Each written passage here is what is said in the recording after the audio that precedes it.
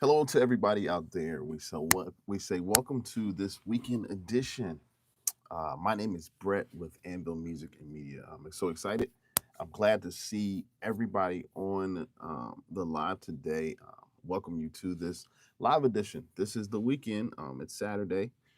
Decided to come on to share a few things. We're gonna go rather quickly. We're going to go into some updates in the tech world, as well as I'm gonna jump into how you should choose if you're looking for an Apple computer, how to choose the right Apple MacBook. So as you're joining, I'd love for you to tell me where you're watching this video from live, because we're on live. My name is Brett with Anvil Music and Media. Appreciate you so much for joining the live today. So, just a brief introduction of who I am. I started YouTube about 4 to 5 years ago. I decided to jump online and become a content creator because I was very interested in the space. We all know content creation is a part of what we see on social media. Um, the world can't seem to get enough of their phones.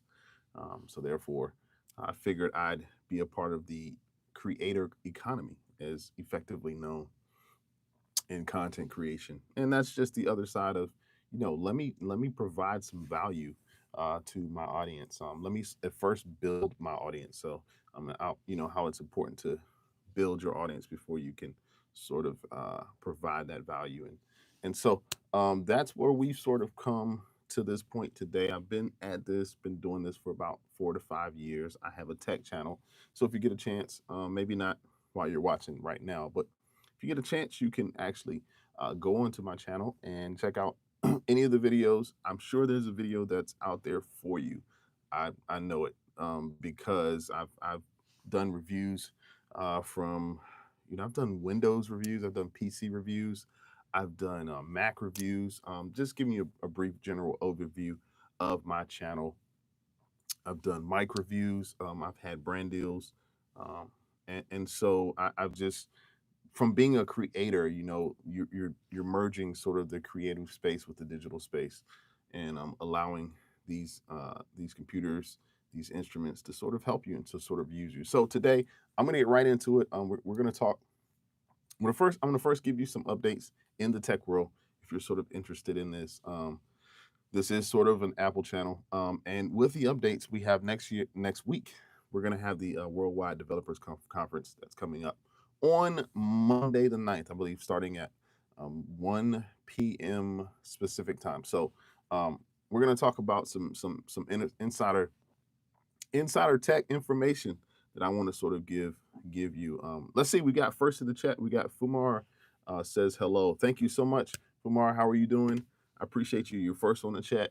You're first to leave a comment. I appreciate it. Thank you out there, all you guys, the first timers, everybody who has decided to join this live. If you're watching this on the replay, I appreciate you. Please like and subscribe to this video. Like and subscribe to the channel, like the video, and like I said, we're gonna jump right into it. And so my channel has basically, just to give you a little history of, like, like, well, who is this? Who is Brett? Like, who am I? Like, what? It's such randomness on the internet, and I just want to introduce you to who I am. Well, Brett, I am a creative. I've dabbled in music production, dabbled heavily in graphic arts. I've done some editing as well. Not so much. I'm not as good in the graphic arts because you have to have a specialty. But I sort of cut my teeth in on editing, video production. All of my videos are edited by me. I do the thumbnails, the whole nine. It's all part of content creation. So if that's something that you're interested in, cool. Come out and just be with us, hang out with us. I'm just gonna hang out today.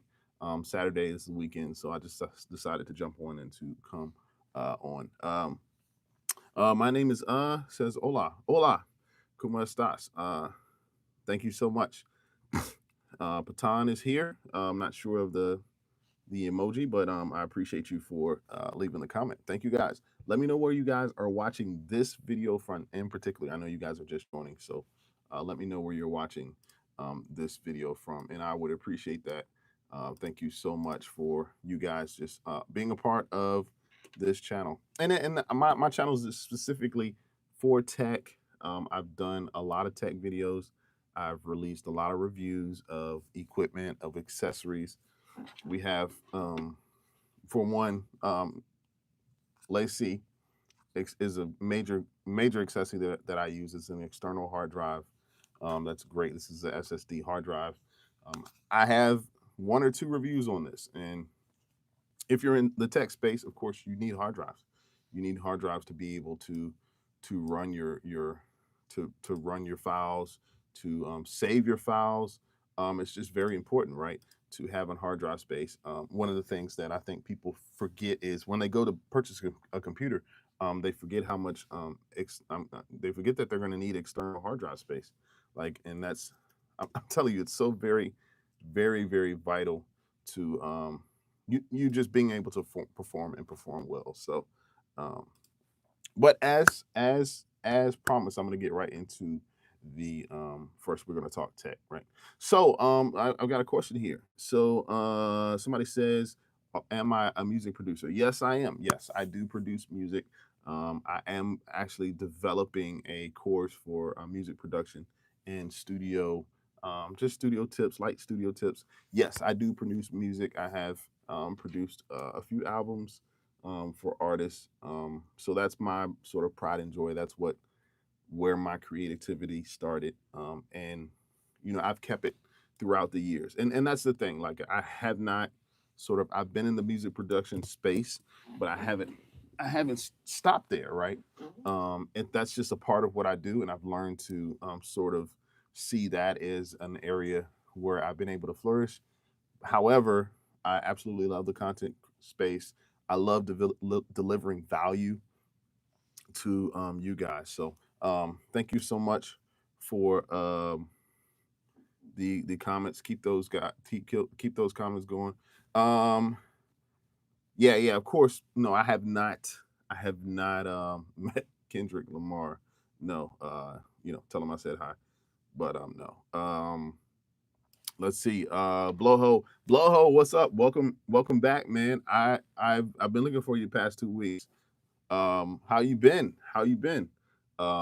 Good to see you, man. It's been a couple weeks. Have not seen you. Thank you for joining the chat. I thought you had left me. I didn't know you were still here. If you still were a part of the community, but Blowhole, thanks so much. Thanks so much. So yeah. Y'all keep the comments coming. I want to just jump right into. I want to jump right into some of the headlines that we have. My name is Will say I will subscribe to you later. Thank you so much. Hello, Link. Welcome to the chat. Thank you so much, Link, for joining. Yeah, keep them coming. Oh, thanks so much. I like my voice, I sort of do. I don't know how I sound, but yeah, I appreciate it. I tend to yeah, this is this is who I am, so I appreciate it. Bo, yes, I've been good, man. I've been great. I've been great. It's good to actually hear from you. As you know, we're in the summer, and let me know how you guys' summer is coming out so far. How summer is going for everybody. Let me know in the chat. You guys, let me know where you're watching from. Like, come on, put in the chat where you are watching from. My name is says, can I have a room tour? Yes, maybe at the end of this video I can give you a room tour. Well, I'll give you a small little panoramic view. So over here to my left is my vocal booth, is right there. Yeah, I don't mind, but give me a like for this. Give me a like, guys, if you want to see the studio. And so we're coming around this way, and there is my workstation. Let me get the chair out the way. So you see, this is the workstation where I work, and that is the studio. That is the studio. So I've done room tours, guys. I've done room tours in my other videos. So if you want to check that out, go back. I've done room tours of my mic, of my equipment, of all of that thing, all of that. So appreciate the likes today. I ask you that you subscribe. Okay, you're from India. Well, sending love to India. Thank you so much, India, for joining the chat. I'm excited. Like I said, we do all things tech. Everything else is sort of details, right? I gotta find a punchline. But thank you guys again for the likes. I appreciate. Um, I'm always glad to come up here. Blowho says, remind to wake your kids up at 10:07. Yeah, yeah. I'm not gonna wake them. They're on summer break. I'm not gonna do that to them. I maybe wake them up at 7:30, right, instead of 7:10. But they're on summer break. I'm gonna let them. I'm gonna let them live a little bit. Blowho says studio looks cool as F, although it's not my first time seeing. Oh, thanks, man. Thanks so much. Thanks. I put a lot of work into it. I put a lot of work into the studio. So yeah. But keep the comments coming. Let me know how you guys are doing, what your weekend shaping out to be. My weekend is shaping out to be first with you guys, and then I'm gonna probably go out and get some things done. Weekends come and go so fast, right? So fast, so fast, so fast. So let's get right into the news. So I'm gonna give you some tech news, and you guys feel free to chime in with your opinions. I'm sure everybody has opinion on this. It looks like first in the news of tech, we have looks like TikTok. TikTok has dodged another U.S. ban. I bet you didn't know that, right? It's probably been under wraps. There's not a whole lot of talk about that, but there's been another supposed ban that TikTok has dodged again, and apparently the Trump administration, has pushed the deadline back. So originally, back some months ago, there was an original ban on TikTok, and they sort of extended the deadline to say, okay, we'll come back and talk and come together in talks to see how we can remove this ban. But instead of removing it altogether, what they did is they kicked the can down the road. Like they pushed the deadline of it to expire to yeah, for that ban. My name is says, how's my day? My day is great. My day is great. How is yours? I'm excited. I'm great just to be here, just to talk to you guys, just to sort of let's sort of talk. Let's talk and see whatever comes up. I'm sort of open on a Saturday. Normally, guys, I'm here just to let you know. Normally, I'm here on Tuesdays and Fridays. Some Wednesdays I like to come, but normally I'm here on Tuesdays and Fridays. So I appreciate you guys for hanging out on a Saturday, because this isn't Friday or Tuesday, obviously. But I appreciate you all hanging out on today with me. And like I said, we're gonna get right into it. Let's see. My name is Chris. TikTok is in a crazy lawsuit right now. Yeah. The lawsuit is kind of crazy. It is, and I'm talking about like so. Our administration here in the U.S. has pushed back the ban. So the TikTok ban drama has continued to drag on, largely thanks to trade tensions between the U.S. and China. So who would have thought, like, okay, the trade tensions and tariffs and all of this are sort of, it's all one melting pot, right? I didn't realize myself that trade talks would affect TikTok, whether or not TikTok's going to be a ban, and it seems right now today the app's future, it just remains unresolved. Like there's no resolution right now. The ban is still looming, right. And so the article says the Wall Street Journal has learned that President Trump is planning on pushing back the ban date for the third time. This is three times. I thought it was two. It was actually three times. Allegedly, talks were underway for a sale, but the ongoing trade war between U.S. and China has sort of it's still ongoing, and it's caused the deal to be pushed back to the back burner. And so we live in America, and say what you want to about Trump and the presidency. I have no dog in the fight either way. I'm sort of not trying to push myself into politics. I could care less, because both, yeah, just, but say what you want to say. Trump is absolutely about business. He's absolutely about what he's about. I'm going to go as far as saying that. But with this TikTok ban, there's clearly a business move here somewhere in this. So it's maybe, and maybe the only surprising thing to me is that the delay comes somewhat before before the 11th hour, like the very last hour to where they could be banned. But previously, Trump has had a habit of delaying bans very close to when they were supposed to go in effect. So the first time uh, he rolled back the ban was back in January 20th. That was, of course, a hoopla. I think some people had just like some people would like were. I mean, the ban was lifted, but people had I know I just got rid of TikTok altogether, and so. Um, the ban basically went into effect 2 days prior under the Biden administration. So, um, yeah, so it's a brief history lesson on that. TikTok's fate has been murky since 2020 when the Trump administration had planned to ban the app unless the company divested as a U.S. buyer. So I mean, it's this U.S. China relations. I don't know. It's clearly ongoing. So it's yeah, and Trump sort of thought he had a plan, right? He thought he had found an ideal middle ground, which he didn't.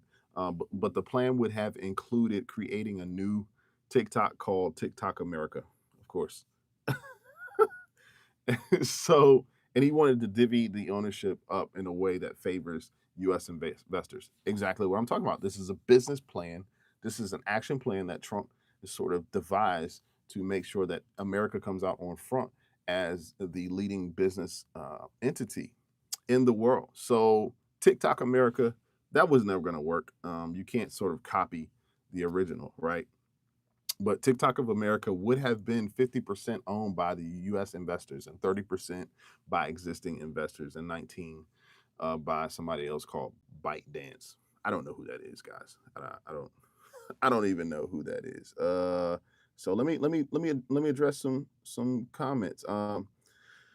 Amir Muhammad says, "Hey, what's going on?" Jay Sod says apparently the co-founder of Roblox, now CEO, Mr. Beast, are planning to buy it.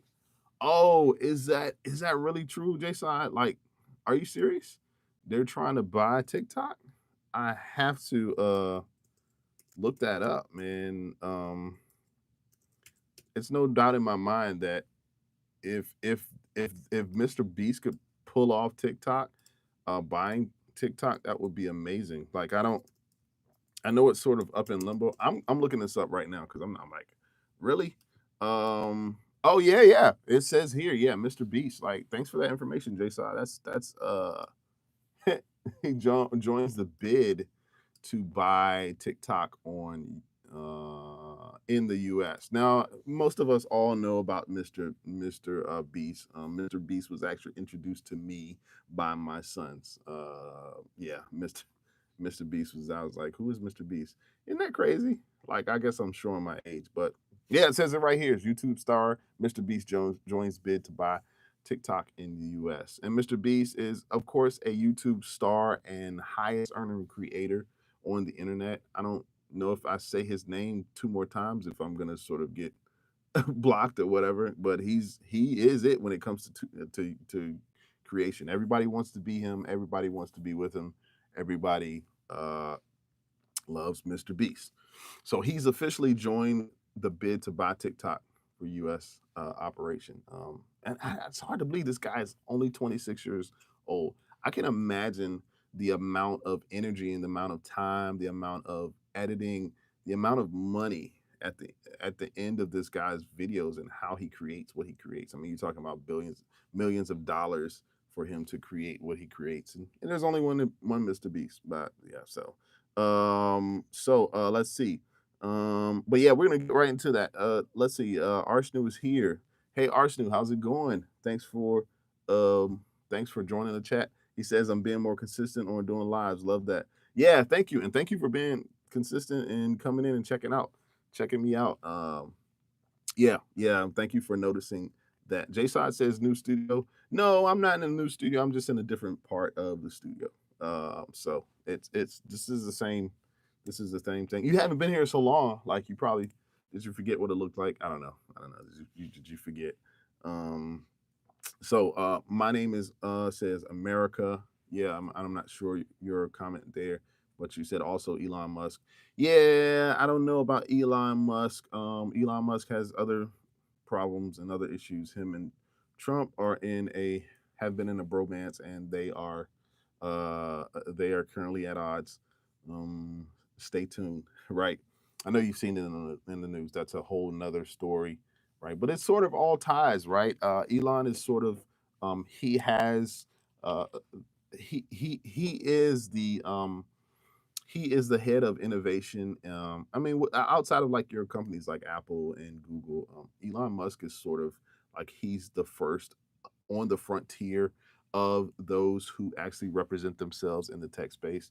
Like he is the brand, right?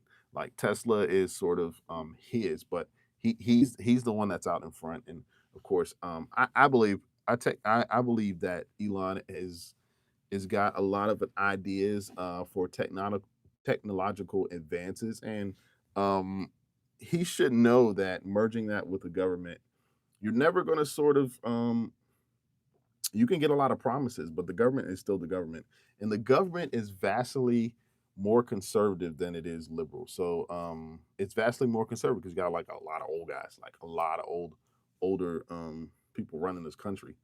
So the conservatism or the those who are conservative, they would what they would much rather be on the conservative side when it comes to technology. And I think Elon Musk is realizing that right now. Like he's realizing he can't push but so far.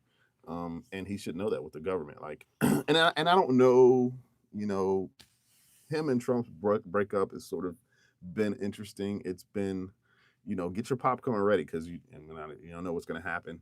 But I don't know what the future holds with that. But it seems to me that someone or somebody promised something and did not deliver, and so now. You know, just like you do in a relationship, then there are certain expectations that you have in a relationship with somebody you have, whether it's a business relationship, romantic relationship, if it's a friendship, and these unmet expectations cause you to erupt and to divide and to have differences, even though you may have had started out with a relationship at a certain area, right? So, man, this is all interesting stuff. All interesting stuff. Jason said he's not buying. No, no, I don't think he's buying. But Elon is in everything else. And I mean, he has X, formerly Twitter. So, you know, I mean, could he be coming up with a sort of rival to to TikTok? I don't know. So we'll see. Like my name is us says like that's crazy law a lawsuit. Yeah. So Arsenal says if TikTok is bought by Mr. Beast, then it might get unbanned in India because they banned it because it was a Chinese app. Yeah, that's crazy. India's banned a lot. Like India, you guys said India banned eBay. I was trying to talk to you guys about eBay. They banned eBay. They banned TikTok. Um, you know, so many bands. That is crazy.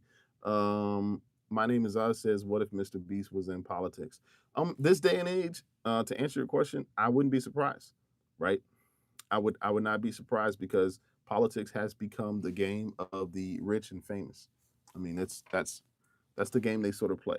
Um, they're like, rather than me make decisions outside of the space of politics, let me just get into it. I believe honestly, Elon Musk is flirting with politics and becoming a politician. But anyway, getting back to the TikTok ban, Mr. Beaks, I never knew his name. His name is Jimmy Donaldson. He's floated his interest in acquiring TikTok in a number of social media posts. So, writing on X. Speaking of, yeah. So he's writing on X. He says, "I buy TikTok, so it doesn't get banned." Imagine that, having enough money to purchase a social media platform that you don't want to see banned. So you'll just, oh, I'll just buy it.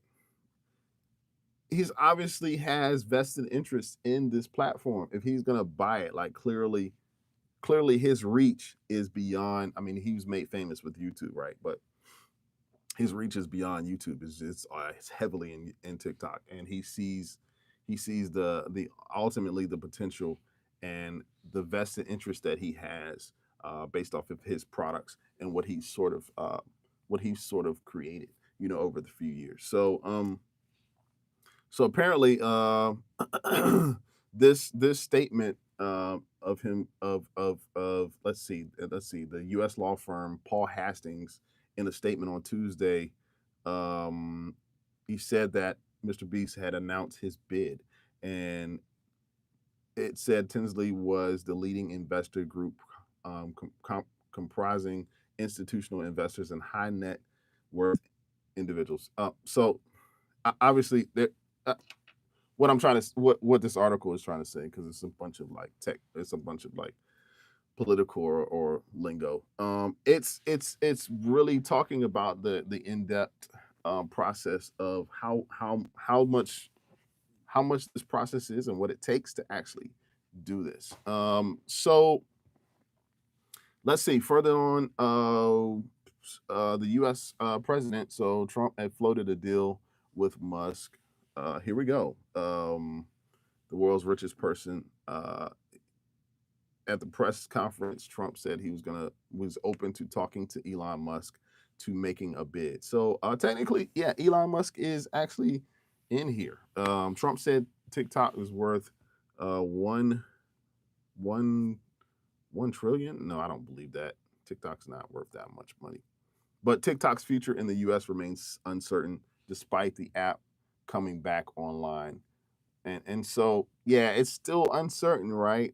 It's still uncertain. So let me get in the questions, in the comments. Ooh, here we go. Let me see.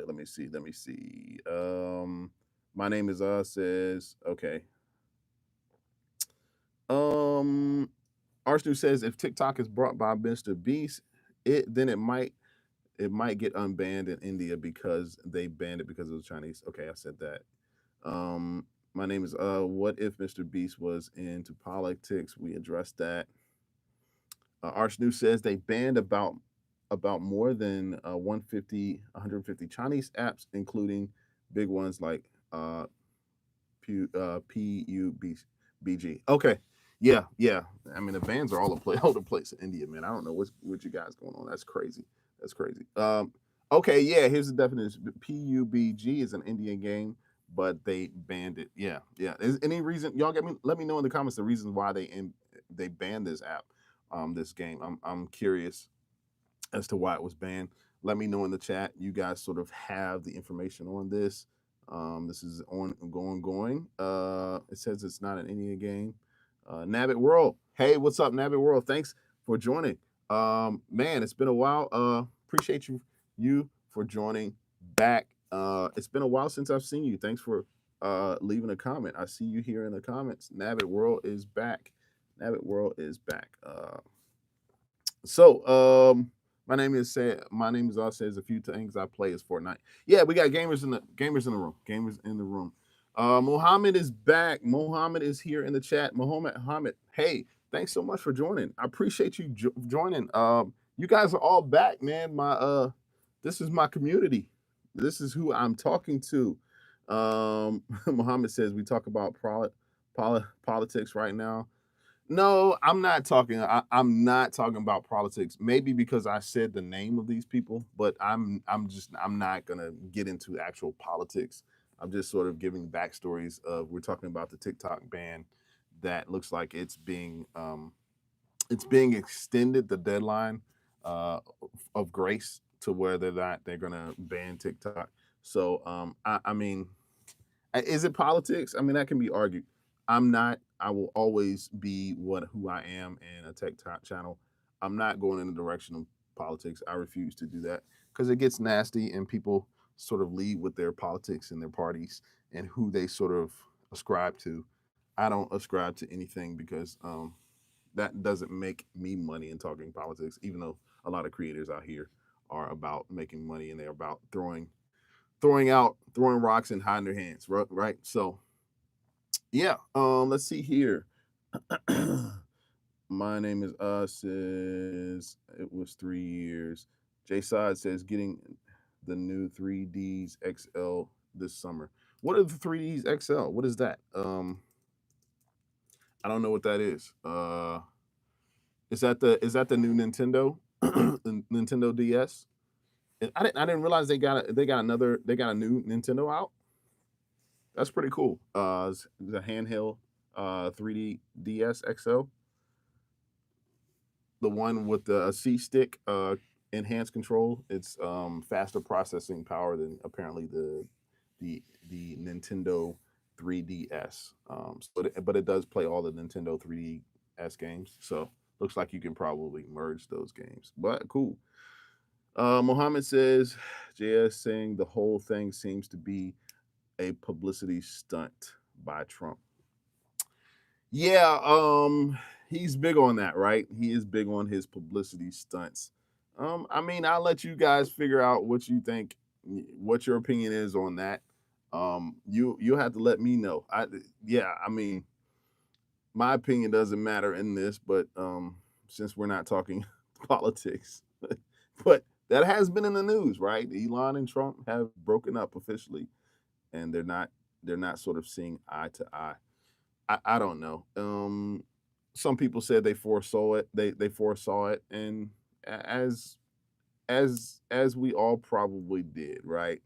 You see, and you have two of these giant. I would say they're narcissists, man. Elon is a narcissist. Trump is a narcissist. You have them both together. One wants to be the one, and only and they both can't be in power in their own right, but obviously the relationship somehow was severed because somebody promised something that they did not deliver. I mean, that's just really what it is.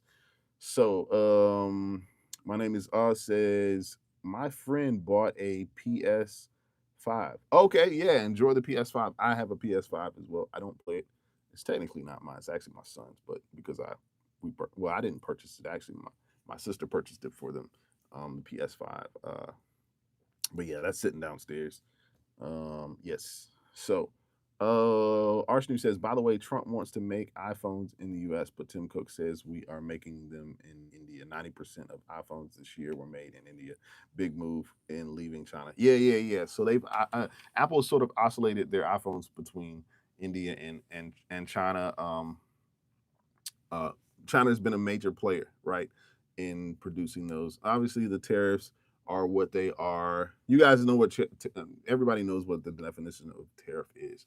I think we often get it wrong. The definition of tariff is literally you're taking a product to a country and you're saying, okay, I want to sell this product in the country. In the country that you're trying to sell the product in, it actually puts a tariff or a tax, basically, an import tax on your product, not on the country, but it's coming from the country that it was produced and manufactured in. But the tariff or tax goes to the product before it really reaches in the said country. So yeah. It's a big spill. Let's see. My name is let me go to another stream. Yeah, if you want to. My name is says every single one video is blah blah blah. Yeah, I don't know. So yeah, so nah, I don't know, guys. Yeah. Joe, welcome to the chat, man. What's up? What's up, man? How's that? How is the writer's block going for you?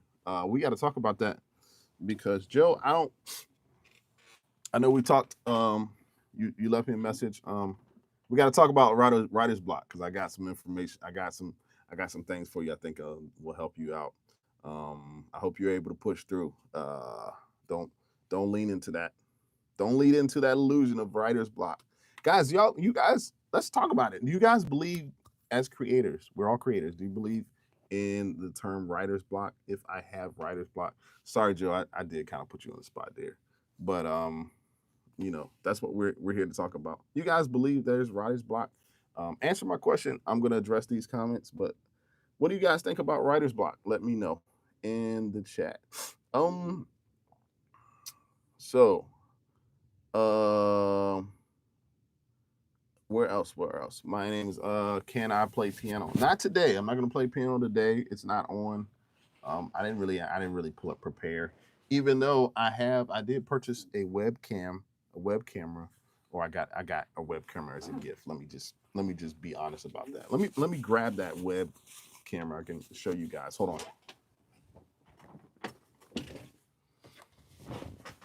So this was a gift for me. This is a Logitech web camera. That it's the MX Brio. I've got to get that set up. Maybe I'll do a video about setting that camera up. So I'm gonna get my webcam set up to maybe I can have some videos to where I'm playing the piano. Yep. Let's see. Okay, what else? What else do we got? Yeah, so yeah, a lot of tech news, a lot of information, a lot of tech information, and so we're gonna see about this TikTok ban, whether or not this thing sticks, right? It's funny to me that Trump is trying to create a TikTok America, and sort of divide the ownership of TikTok between U.S. investors and other investors who are already existing investors. But it remains to be seen whether or not these extensions is the path that the administration intends to follow going forward. To me, it's surprising, like a president actually gets involved in sort of social media, right? I think honestly, Trump wants a piece of that 50% ownership, right? He wants a big, beautiful piece of it, you know. And it's like the question to me is, can a president actually decide to enforce the law on this? Like, presidents getting involved in social media platforms is sort of interesting. It's a money grab, but you know, is there foreign manipulation on this? Or is TikTok being manipulated by the foreign powers, and he's trying to sort of reel in the power structure? I don't know. Um, yeah, I don't have a fight in this at all, but we'll see. We'll see what happens. This is sort of interesting, right? This is sort of interesting. People want to blame the Democrats for passing the law or whatever originally, and the Democrats want to blame the Republicans. So I don't know. Whatever. And it's just all a big mess. It's all a big mess.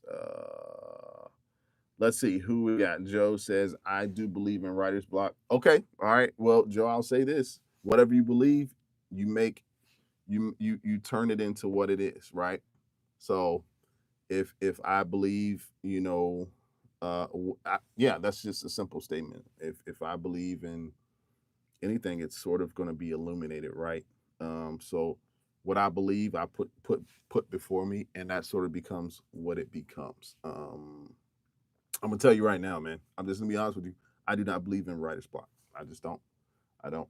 Uh, and at its simplest form, if you have writer's block, or those of you that claim to have it, it's probably time for you to maybe go and do something else. Go watch a movie. Go take a walk. Be inspired, because inspiration is the key here, right? Um, yeah, it's just what you believe in. Like, if you believe it, then it's real, right?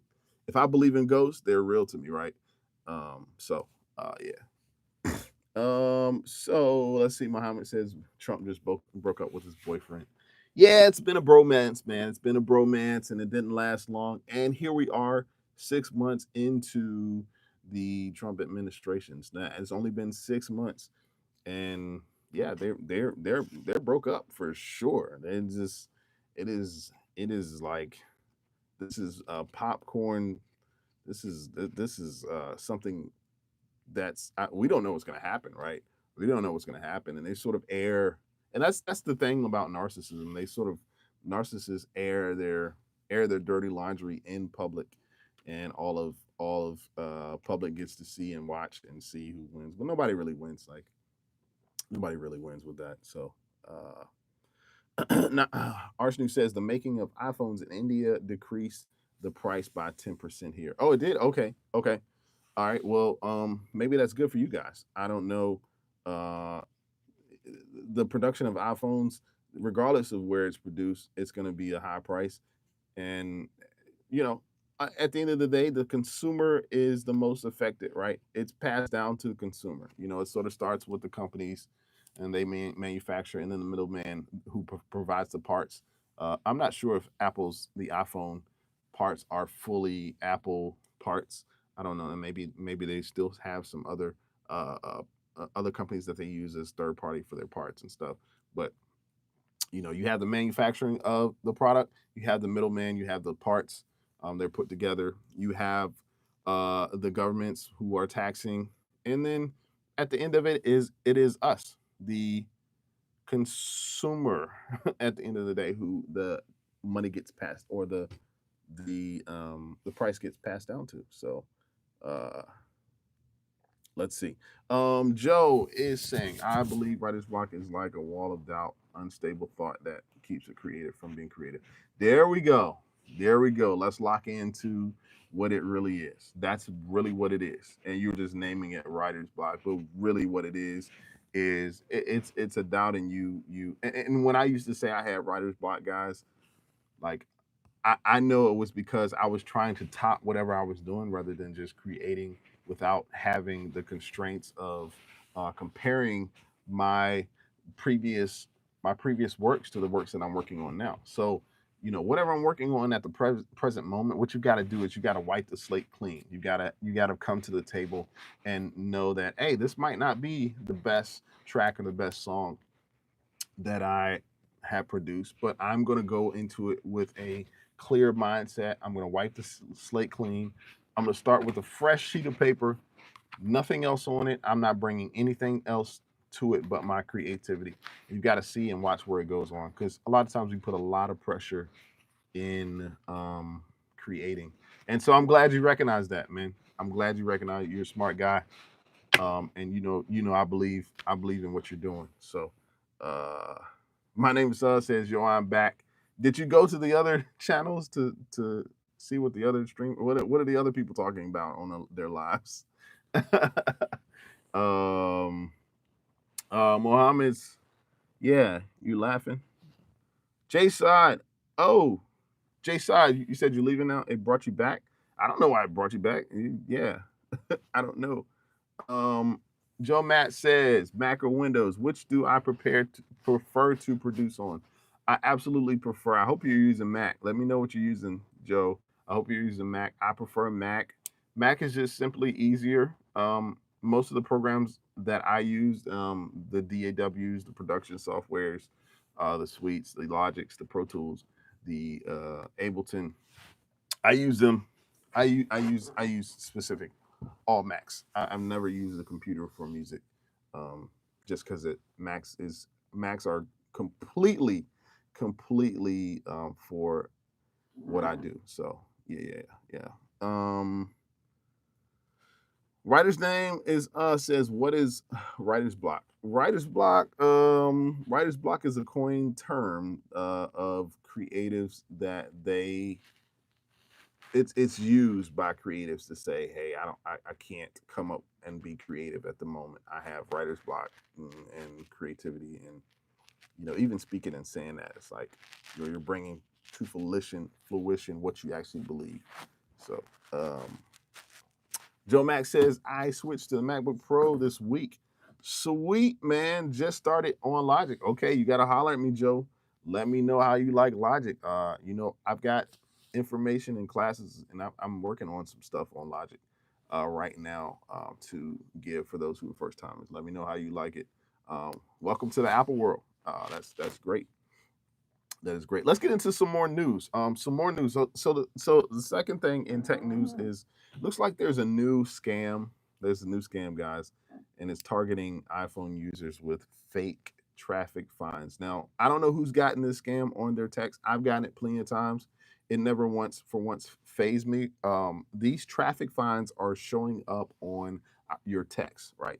So some scammer for somewhere is putting on a traffic fine. They'll say, like, you owe this much amount of money on a traffic fine, if you don't pay it, and if you don't click on this link and pay this traffic fine by this time, your driver's license will be suspended. So mobile users all over the U.S. face a new scam text wave from fake government authorities. So don't click on this stuff. But the recent message that has happened is basically there's the Department of Vehicles, wherever your state is, of an overdue traffic ticket, legal action, license suspension, and a credit score damage. Man, they're laying it on thick.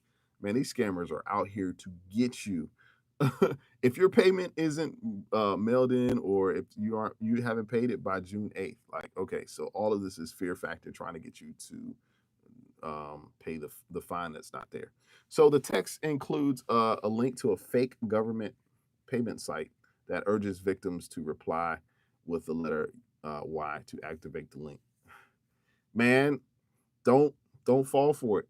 And I feel for maybe not people our age, but people who are older that see this, because you got to understand the iPhone and text messaging. We have made the iPhone and text messages a vein, or we've made it a place of authority. So when you get a text from someone that seemingly is saying who they are, you believe it. You automatically believe it. Number one, because you're on your phone so much throughout the day. You're sifting through texts, and you're sort of trying to, like, we're all in this big huge rush, and before you know it, you will have clicked on a link that is not going to be favorable to either your privacy, or the information that whoever is trying to get that information from you. The phishing scams are out here, right? And they're textbook examples of phishing scams. This is a clear classic example of that. So and the messages are all over the U.S. Similar scam texts have been reported in Texas and Virginia, Tennessee, Pennsylvania, using slightly different wording and the fake agency names, in case so the scammer basically pretends to be the government authority and threatens legal consequences, and which includes fraudulent payment link. All they're trying to get you to do is click on the link, and that's even dangerous, right? Because they're just trying to get your identity and trying to get your information. So how the scam works is the message in question references they're made up. Basically, there is a spoof domain unrelated to any official government service. Governments don't have anything. Why would the government contact you through text? I don't know. I mean, you got to stop. So you got to stop and slow down your thought process when you're processing and you're watching, or you're pulling up these texts. You got to slow all the way down and say, "Is this really make sense?" Right? Um, Apple Insider in March, they reported highway toll and ticket scams. I've probably gotten 10 of these already, and it's just uh, the other issue that these scanner or the other objective of these scammers is they try to hit you with so many, and it's called like scam fatigue or fatigue. They hit you with so many messages to where, like, okay, just press enter just so you can get off my screen, and then they got you. So criminals are using more than 600,000 registered fake domains to trick users into giving up credit card information. Don't give your credit card information up. Man, that will destroy your life, yo. So the FBI has received, of course, over 2,000 complaints in a single month related to these fake unpaid toll messages, prompting federal warnings to avoid clicking any links. Such the text. So the scammers intentionally keep they keep the fine low enough. It's usually just a few dollars, just so they can get your information. So they don't even hit you with a big bill, right? But the goal is to steal your payment information and to use it for later or more serious fraud. Man, such a bad state we live in. I don't know if this happens in other countries, but Mr. Human says I'm gonna leave for a second. Okay, he'll leave and come back. Um, Jay Side, you keep getting brought back here. No, Jay Side, you keep clicking on the video. Why don't you just stay and hang out? You're not doing anything. What are you doing? You surfing YouTube. That's what it is. YouTube's bringing you back because you've been here before. You're not gonna stay and hang out with us. You're not gonna stay. All right, all right. Back to the scam. So why the scam is spreading? So the texts are very easy to send at scale. Apparently, it's easy for the scammers to do this. Um, and we're apparently these scams are coming from China. Everybody wants to blame China for everything, even though I'm not like, listen, I'm not bashing China at all. I've got followers and subscribers from China. Like we're not bashing China, but like, is that is that fake news? I don't know. China, criminal groups, they're assuming that the networks are coming from and operating from China, and then they're using low cost mass texting platforms to and bulk phone number purchases to blast to millions of devices.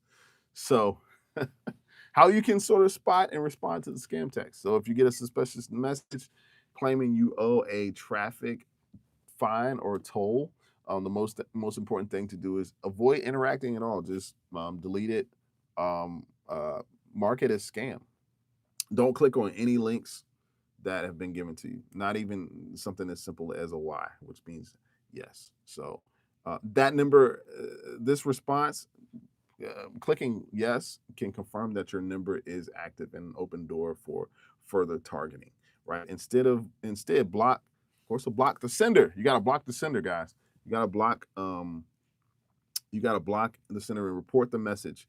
Apple users can use a tap report junk, which that's what I've been doing. Like you report it directly in the messages in the app and to flag the scam. So if you're uncertain whether or not the notice is legitimate, go directly to the official website. But like I'm just error on the caution. Like normally you get these things in the mail.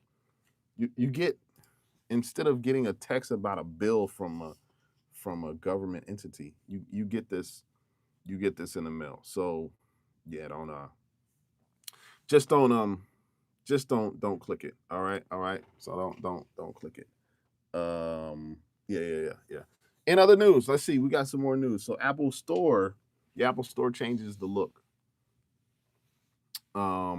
They're changing their look on the Apple Store. So look, Apple in the U.S. now has to allow developers in the App Store to direct users to their own websites or third-party payment systems. Oh man, Apple's getting their chain yanked. So basically, what this means is when you go to the App Store now, it is required by law that Apple um, um, allow direct developers to direct users. So I, as a developer, if I'm a developer, I can direct my user to my website or to my third-party systems. Oh, that's not what Apple wants. Apple wants to keep you in its ecosystem. We've talked about this complete over and over and over, and you start to see several similar sort of things going on here with this. Like it's clearly Apple is clearly intentional about trying to keep you in their ecosystem, right? So the App Store is sort of the big thing. Obviously, that's where you get your apps on your iPhone. And so one of the developers says we work hard to build a product giving value to customers, and then Apple takes away 30% of our subscriptions. Yeah, they take away 30% of the prescriptions because you got to come to Apple to sell your product. But Apple's not going to let you get but so much profit on this. And call it insane if you like. Call it Apple tax if that makes you feel better. But it's really nothing more than wanting a free ride. Uh, so what can we sort of expect and see with this going forward? Um, apparently, the makers of Cameo, which lets users buy personalized messages from celebrities. This is something I've never heard. So, personalized message from a celebrity. Um, yeah, it's probably somebody. It's probably AI, right? But Cameo. Um, let's see what they say. And it's insane that the fans would pay Cameo anything when they would just go straight to the celebrities, except for, of course, then then in phone lines jam with fans and paparazzi. Fans can do this easily and privately without the iPhone and the App Store, Apple Mac. So it basically, Apple has monopolized the App Store. That's what it's saying here. Th- th- does that surprise anybody? I don't think so. And that has not surprised anybody. Arsu says, "Have you tried the drink Prime?" No, I don't know what that is. Arsu, let me know. Let me know. So the App Store, the fiasco. I will call it the um, App Store Gate or the App Gate. Let's call it the App Gate. If you were a developer before Apple launched the App Store, um, it's top level three fee. There's a fee. It's a 30% fee. Is actually small, but with no cost of producing physical media, no boxes, no paying stores to your stock app, you're retaining about 70% of the retail fee, and you're able to sell worldwide, right? Um, and which was unthinkable like a few years ago. But today it's easy except for when it isn't, which is why we're talking about this. Apple handles all of the international tax requirements so you don't have to. So yeah, I guess they're handling, sort of the tax and all the information, all the requirements of what you need as in order to sell your product. But it's interesting. I mean, I'm waiting for Apple to start selling the Apple phone. No app stores, just Apple's pre-installed software. It's the beginning of the end of Apple's uh, experiment. So yeah, third-party stores are a real hassle, guys. I know when it comes to refunds. The app is sort of is it's a good place to the App Store, and the app is a good place to it's solid, right? The App Store refunds occur within 20 or within 48 hours if you need a refund. So third party refunds, and maybe we can talk about that. The requests for refunds take forever, and it's hard to deal or find their customer service department. Yeah, yeah. So you just better hope the app works. And Apple's like, we don't care. Let's get our money, and we're gonna keep selling. So yeah, this is crazy. But yeah, man, that's the news in tech, man. We got some great news in tech. I'm sort of excited, man. You guys are still here. Let me know where you guys are watching from. I'm gonna take this time to quickly introduce you to who I am. My name is Brett with Anvil Music and Media. We are here. It's all things tech. Everything else is details. I sort of like that ring. I like that ring. All things tech. Everything else is details here on Anvil Music and Media. Thank you for joining. I appreciate you. I just wanted to introduce myself. Let me know in the chat where you're watching from. Give me a like in this video. Subscribe to the channel. Man, this is what we're here for. This is a Saturday, and we are locked and loaded, man. We are talking. Got a myriad of chats, a myriad of comments. Guys, keep the comments going. Joe, you back in the chat? You talking about your MacBook Pro that you switched to? Happy for you for that. That's a great that's a great place to be, man. You got that MacBook Pro going. You got it set up, and you're on to Logic. What type of MacBook Pro do you have? And I'm sort of like, it's very important when you're looking at Apple products to choose the right Mac, right? It's very important to choose the right computer. And if you've been considering an Apple laptop, guys, it's an exciting feeling, right? And it's can be overwhelming, right? You can be overwhelmed by all of the choices. Apple has a ton of choices, right? Whether or not you're a student, you're a creative, a professional, or someone just simply looking to find a reliable laptop, today we're going to talk about what and how to choose your next Apple MacBook. So, Joe, you're right on schedule, man. Looks like you're right on schedule with this topic.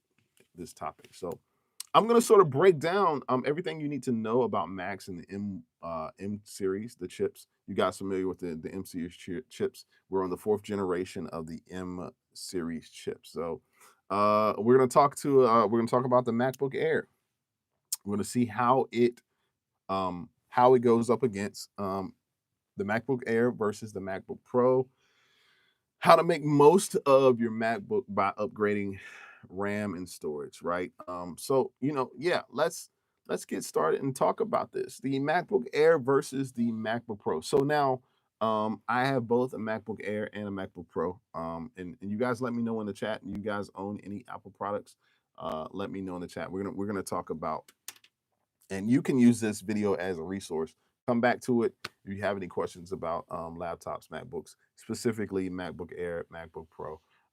Once you've sort of wrapped your head around the M series, the next question is should I buy the Air or the MacBook Pro? Now the M series came out about 5 to 6 years ago.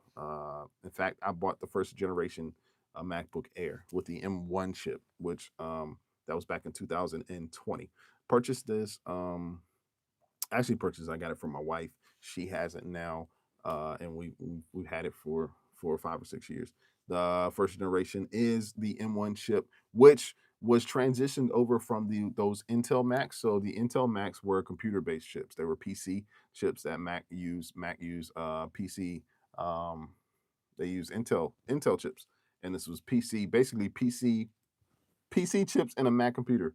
And that's why you were able to kind of go under the hood and you could upgrade your RAM and your storage because it was all PC. Well, Apple, as they often do, they closed that. They literally closed the circuit on that with the introduction of the M1 chip. So I believe now we're up to the M4. I was talking to a guy yesterday on the live. He was talking about he had purchased the Mac Mini M4, which that would be the first computer I would buy. Not the first computer. It would be the first computer this year I would buy if I were to get.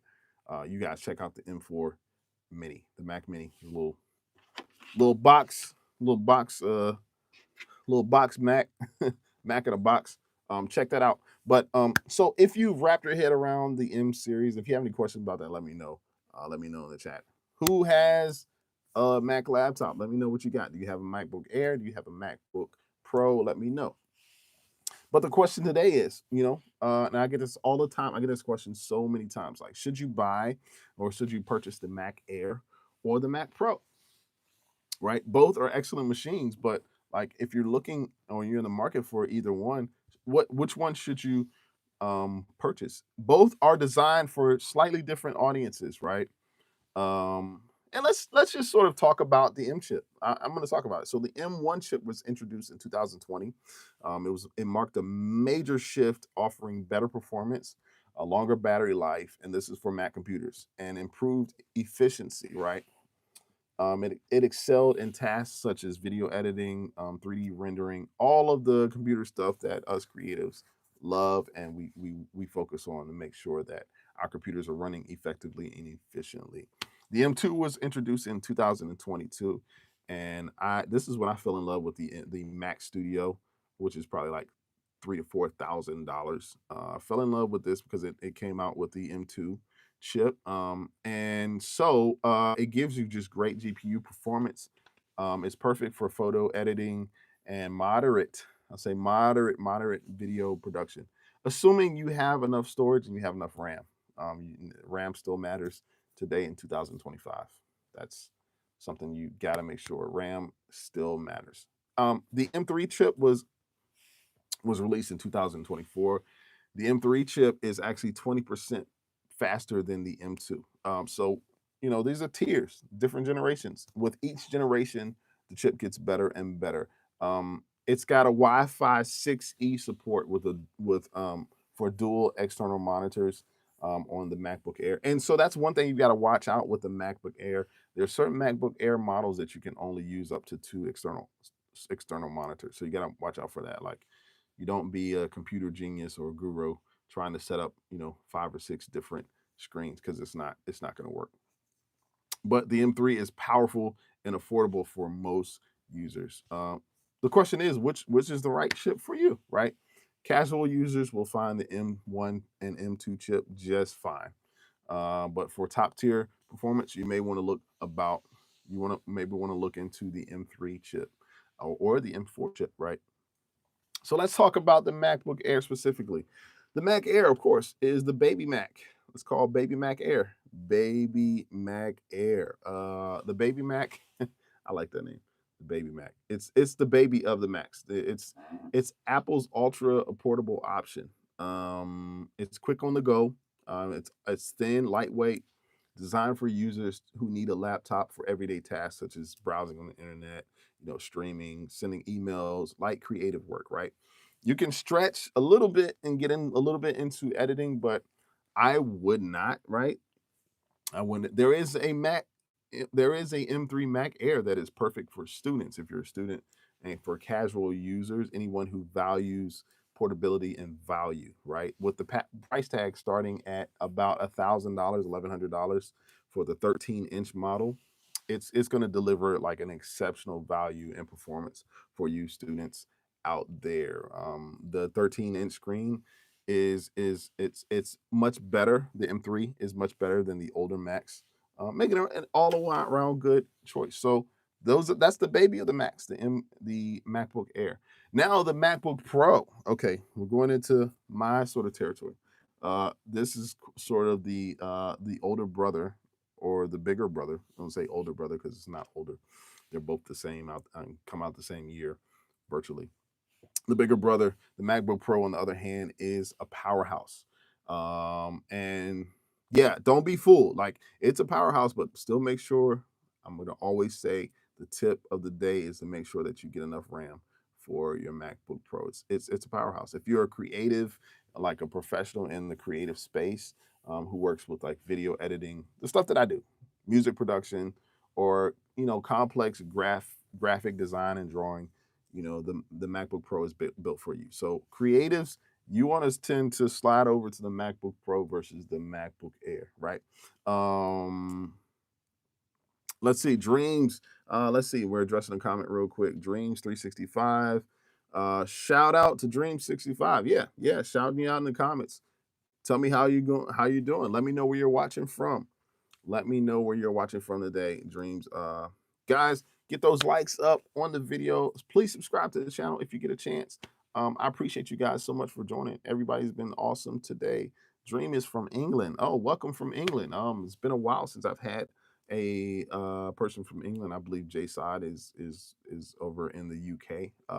That's not England though. But yeah, thank you. Sending love to England. Thank you so much. I wanted to shout you out. Welcome to the channel. My name is Brett with Anvil Music and Media. Currently, we're talking about MacBook Pros versus MacBook Air computers. So we were talking about the MacBook Pro. It's a powerhouse of a computer. So if you're in the creative space, if you do what I do, this is what I do, which is music production, all that good stuff.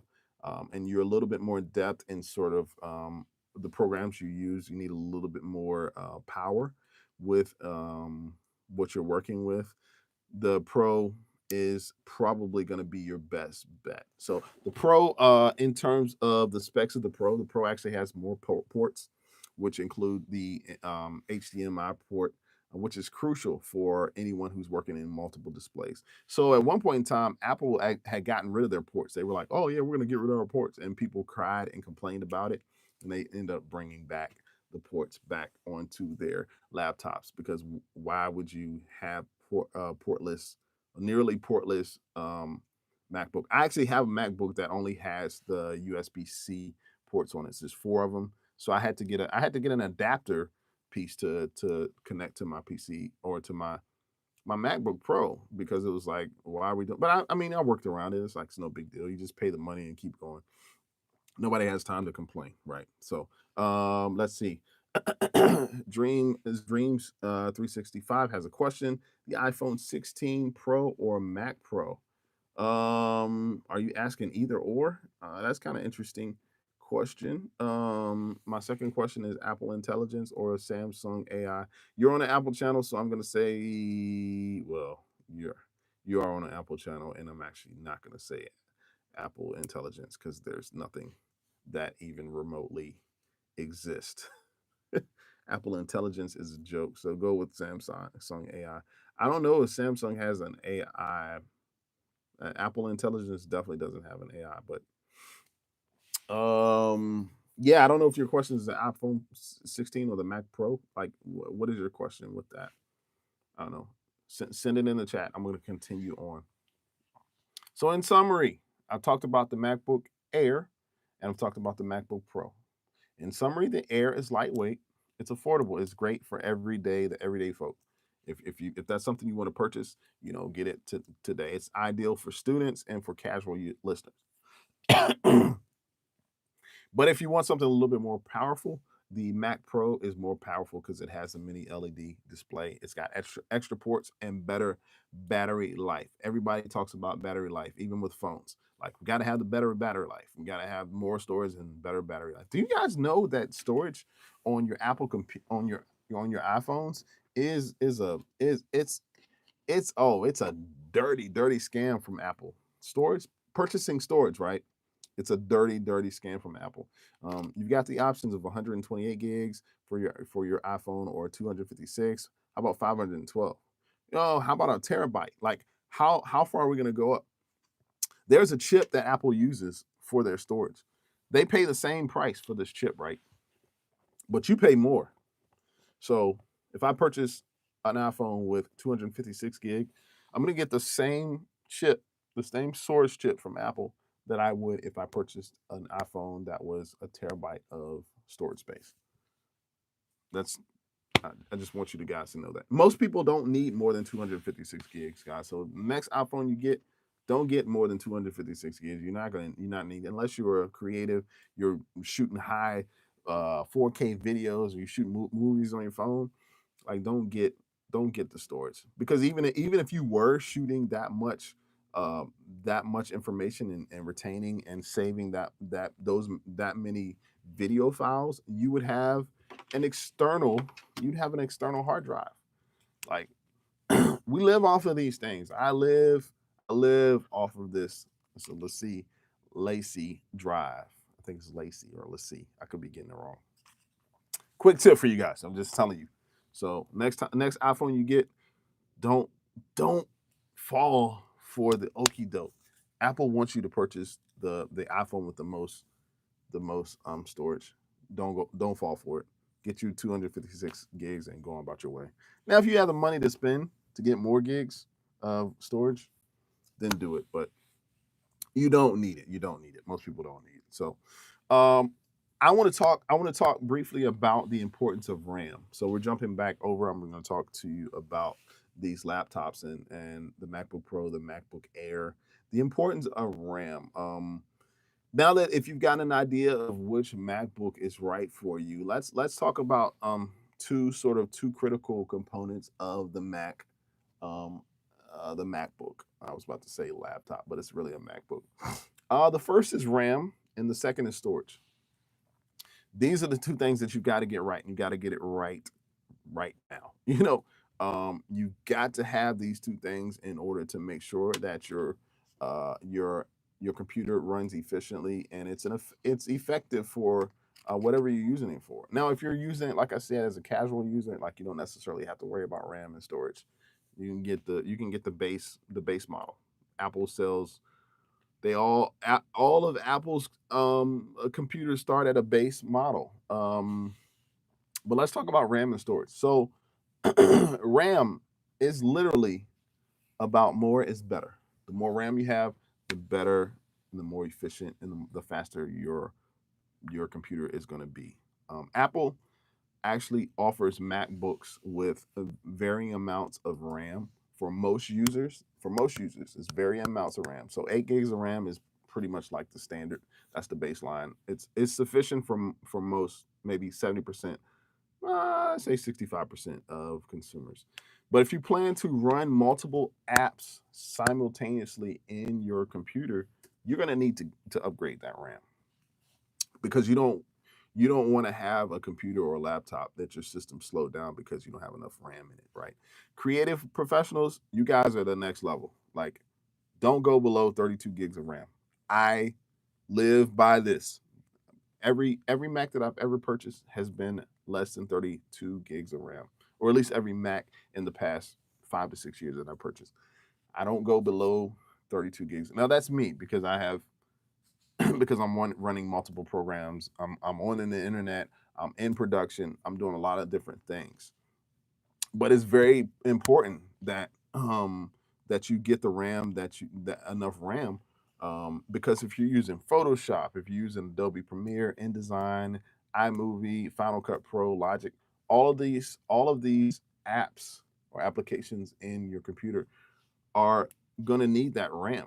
They're going to need at least 32 gigs of RAM. That's RAM. Number two, storage. Let's talk about storage. Storage is bigger. Bigger means better, right? When it comes to storage, Apple's standard storage is about 256 gigs of solid state drive. Now, solid state drive is just a newer external hard drive that Apple's used. But if you plan on storing like larger video files, these files, I mean, like I've done video files and like them things, they add like the amount of space that it takes up, it adds up so fast, right? Um, you can save money. Like you can go out and buy an external hard drive and hook it up to your computer.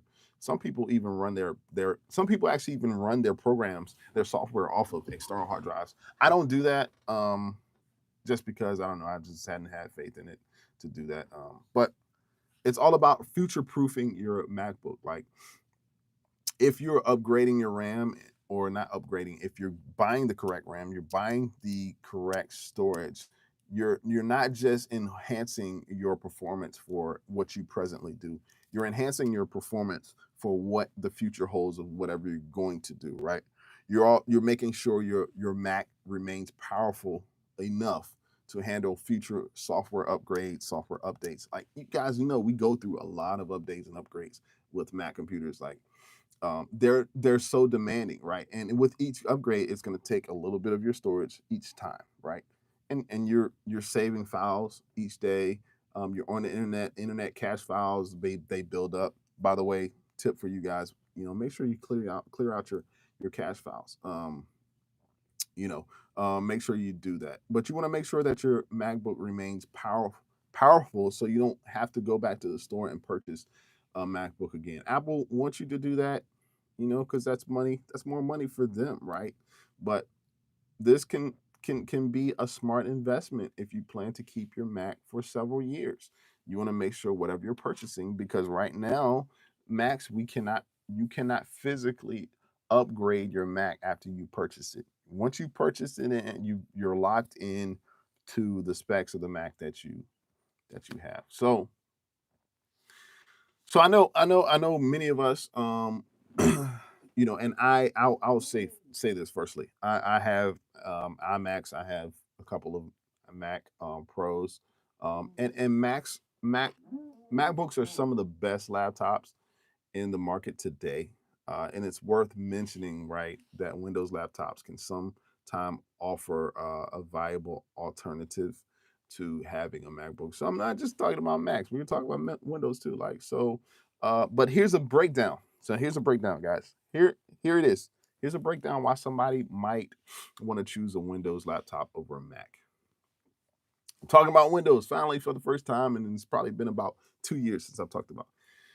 Here's why somebody might want to choose a Windows might want to choose a Windows computer over or a Windows laptop over a MacBook. Well, the first thing is the price. Windows computers often come with a large range, but we know large range equals more options, and you become more confused as a consumer. But Windows PCs or Windows laptops are much more budget friendly. They have much more budget friendly options. Even in the gamer world, like I would still, if I was a major gamer, I would just buy Windows. But it can match the Mac's performance uh, with less money. You know, the performance is the same but less money. Here's the second thing that you can consider a Windows laptop as an option over the Mac.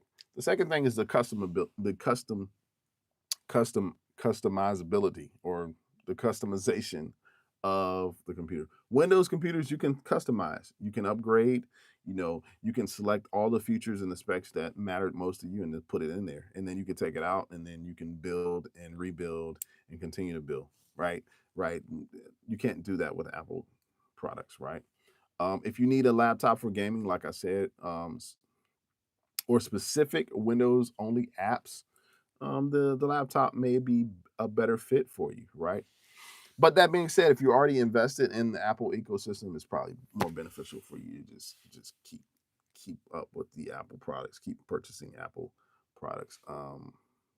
MacBook is sort of a tough competitor to beat. I was recently talking to somebody who was like, they were almost all the way in with Apple. They had the Apple Watch, they had the Apple iPad, and I think they had something else. I can't remember, but they could not switch over their computer. They're like, I just can't do the Windows thing. I'm like, well, Apple has you. They got you, man. And eventually you're going to switch over and be 100% in the Apple ecosystem. He didn't want to hear it, but, and I didn't tell him either. That's just what I was thinking. So, anyway, with all of these options available, I'm gonna give you guys a list of some viable candidates if you're looking for a MacBook. Okay, entry level options. Let's go first with the entry level options of the MacBook. So the MacBook M2 starts at about $999. Now that's the base price. That's probably with 256 gigs and 8 gigs of RAM.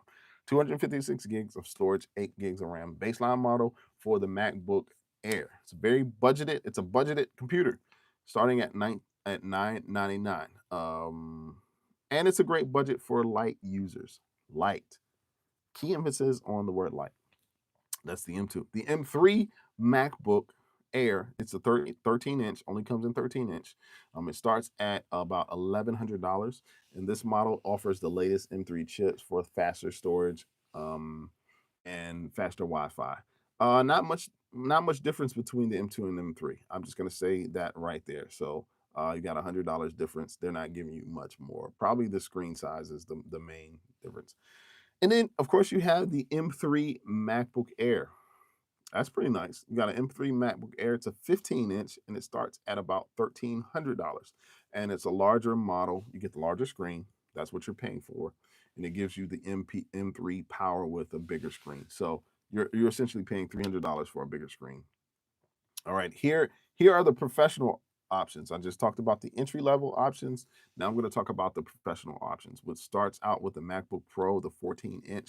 Now this starts at about $2,000 and it comes with the M3 Pro chip. And you got more professional features like the mini LED display. So that, obviously the MacBook Pro. So we're talking about a little bit more faster computer. And I don't necessarily say faster, but you can do a little bit more with the MacBook Pro than you can with the Air. There's a MacBook Pro 16 inch starting at, so here we go, we're getting up in the prices, $2,700, and it comes with the M3 Pro chip and more professional features like the mini LED display. So you can see these prices rising, but don't get caught into the hype of let me see if I can purchase the best Mac. As long as the Mac for you, don't get into the hype of it. The last sort of professional option is the MacBook Pro 16, and it's starting at oh, I just said that. I'm sorry. Yeah, that I already so here's the thing. For most users, the Mac M3, the MacBook M3 Air is a sweet spot. It offers the incredible value for its price. 16 gigs RAM update can handle most tasks. However, if you're a professional or if you're looking to do heavy studio work, heavy production work, you got to go with the Pro. You got to go with the Pro because it's going to deliver top tier performance, right? So choosing the right MacBook in 2025 doesn't have to be overwhelming, guys. It doesn't have to be. Reach out to me. I'm here for questions if you have any questions. The M3 chip is sort of here, is powering both the MacBook Air and the MacBook Pro. The M4 chip is out as well. The M4 chip is here as well. We can get into that maybe in the next video. But with the M3 chip, you're not going to have a problem for everyday tasks. There's an option for every type of user, right? Whether you're a student, if you're creative, professional, or someone who needs a reliable machine for everyday use, right? There's a MacBook out there for you. So good luck to you guys, those who are looking to purchase. I'm really excited that this video has I've really dove into. Number one, we talked about the MacBook Air versus the MacBook Pro. And if you're just joining, please rewatch the video, because you at some point in time are going to need this video if you're looking to upgrade your computer and your in your tech space. Look up this video. And we compared the Air to the Pro. We talked about RAM. We talked about storage. We talked about we dove into the different chips that Mac sort of provides you, the M1, the M2, the M3. We mainly talked about the M2 and the M3. But this is going to be a great video resource for you all, and share with your friends if you have friends that you know that are looking to upgrade their computer, their laptop. Share this with them, and I guarantee this video is going to help them. um, this is a podcast video, and so this is what I do. I sort of I have we have to make sure that choosing the right computer, that's going to be an important decision. And there's so many reasons why choosing the right computer is so important, right? Why is it so important, right? Because whatever you're using it for, you want to make sure that it satisfies that sort of thing. So if you're a student, if you're writing papers, researching online, accessing online platforms, are you going to be using specific software? So if you're using specific software, you may want to get something a little bit heavier in terms of workload or what you can use. I mean, listen, the first time I got my Apple MacBook, everything just was simpler. It was much more simple, which wasn't long ago. I mean, 14, 15 years ago. There weren't countless models out there. It was like maybe 3 or 4 different models to choose from. The options were straightforward back when I purchased my first MacBook, but my MacBook also only came with 80 gigs of RAM. Like, imagine that. 2000, what was that? 2006, 2007, 8 gigs of RAM. But the simplicity back then had its drawbacks, right? I mean, it was what it was. You may not have had that many choices, but the computers weren't really fast, or they weren't built to be as fast. Now, unless you're going to pay like $10,000, and it's gotten over the years, the prices have gotten cheaper. They've gotten cheaper. Let me see. We got let's see.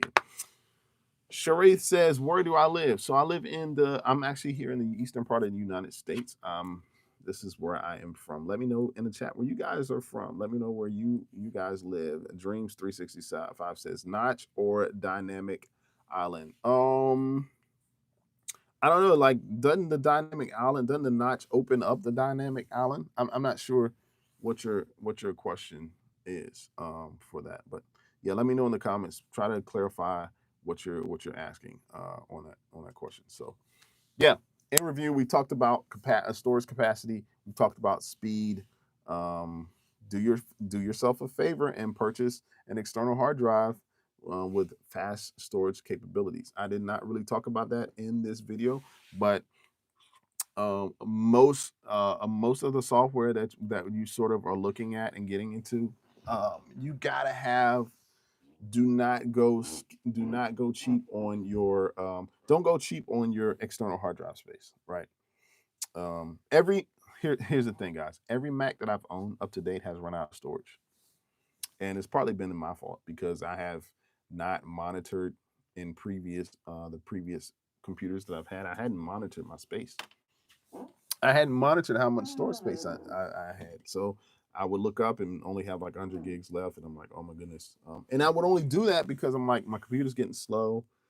Uh, and for most of you, if you don't know this, the reason why your computer is slow or could be slow is because you don't have enough storage space. Literally, Apple computers have to have at least 30% of external or 30% of internal storage space for you to be able to for your Mac to like run fast and not be so sluggish.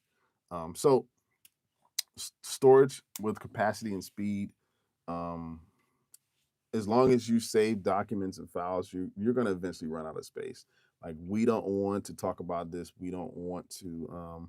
We want to sort of look the other way. But as long as you're saving files, I'm guarantee you it's going to run out. It's limited. Um, you cannot get around this, right? Every Mac that I've owned has run out of storage space. So, Dream says notch or dynamic Allen. What do you mean in terms of like notch or I don't know. Let me think about it. What is your opinion on notch versus dynamic island for iPhones? Uh let me think. Both the notch and the dynamic island represent, they represent Apple's approach to the front facing camera and face ID sensors. But they're trying. Apple is trying to basically optimize screen space and user experience. Right. So here's sort of a breakdown of the two. So the notch was first introduced probably back in 2017 on the iPhone 10. So it lasted from the iPhone 10 to the iPhone 13, and it sort of showed the big leap towards edge to edge screens with Face ID. So it's very familiar. The notch is very familiar and consistent design across multiple generations. Like I said, from the iPhone 10 to the iPhone 13. You got sort of this the screen has been the same. So it's functional out of the way once users get used to it. The cons to this notch is it's visually intrusive, right? Especially if you're watching full screen videos or playing games. It's like it's in the way. It's in the way, right? It's in the way of your real estate space or the video space. It's not interactive. It's a static cutout, right? It's considered also outdated, so unfortunately, the notch is outdated and probably won't come back. I doubt it, unless the consumers get fussy about it. But it's considered outdated to compared to the more modern Android approaches. So that's the notch. The dynamic island is newer, right? So the pros of the dynamic island comes with the iPhone 14 and 15. So it's more interactive and adaptive, right? That's what I have. I have 15. So like you can press on it and it illuminates or it expands to whatever app that you're using. It basically turns your hardware limitation into a feature. So and it's more animated and it feels integrated into the system. I don't even know why I'm talking about notch versus dynamic island. This is crazy. But the cons of the dynamic island is it still takes up screen space. It's like sitting right at the top of your screen. I'm pointing to my phone as if I'm showing you where it is, but it's limited functionality for now. For now, it's limited. For now, it's limited. So the dynamic island is very limited. We'll see what happens in the future, what Apple has in terms of updates, if they're going to update how the dynamic island sort of interacts with the user and the phone. Some people prefer minimal camera holes and under display solutions, right? So it just all depends. My take, the dynamic island is a major upgrade over the notch in terms of design and interactivity. So you got the design and how you interact with it. It's not bad. It sort of reflects on Apple's strength to blend hardware and software integrations and applications and innovation, right? So we'll see where it goes. I think it's just it's all about evolution, tech and evolution. You cannot you cannot have tech in the future without evolution in the present, right? So hopefully that answers your question. I don't know. Did that answer your question? Let me know. Send me a like if it did. If it answered your question. So yeah, we got the notch versus the but yeah, these are all the sort of things that people have questions with. People have questions about Windows versus Apple, and they want to know, is Windows a better fit? Is Apple a better fit? Well, it's all depending on what you like and what you use. So yeah, yeah. But this has been like this video I've really gone in depth in this video to kind of explain to you my process on how I look at the Apple ecosystem as a consumer, as someone who has purchased Apple products for years. And a couple years ago, I really dove into like, okay, what do I need in terms of products, in terms of Apple computers? How how is my how is how is me being educated going to affect how I'm going to purchase, which it absolutely affects. You got to be educated, because if you're a consumer, you're the one with the money, and until you hand it over, you have the control, you have the leverage. But once you hand it over, you better have gotten your money's worth, right? Dream 365 says Lightning or USB C. Um, that's a no brainer for me. I definitely go USB C. If you had caught me about a year and a half ago, 2 years ago, I would have said Lightning cable, just because I was all about the Lightning cable. Nah, USB C is because you can go to the store now and buy USB C cable and not have to worry about, is this compatible with my Apple computer or my Apple device, my iPhone.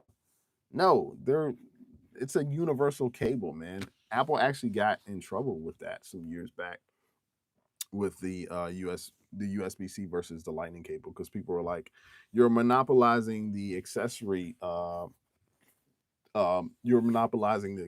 industry. You're only requiring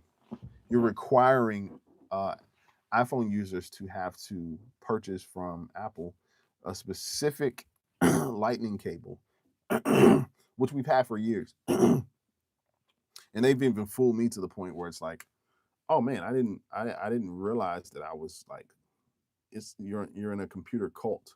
That's what it is. Apple is a computer cult. Can I call it that? Is that fair? Is that fair? Oh man, Dream, you're asking all the questions. CarPlay or Android Auto?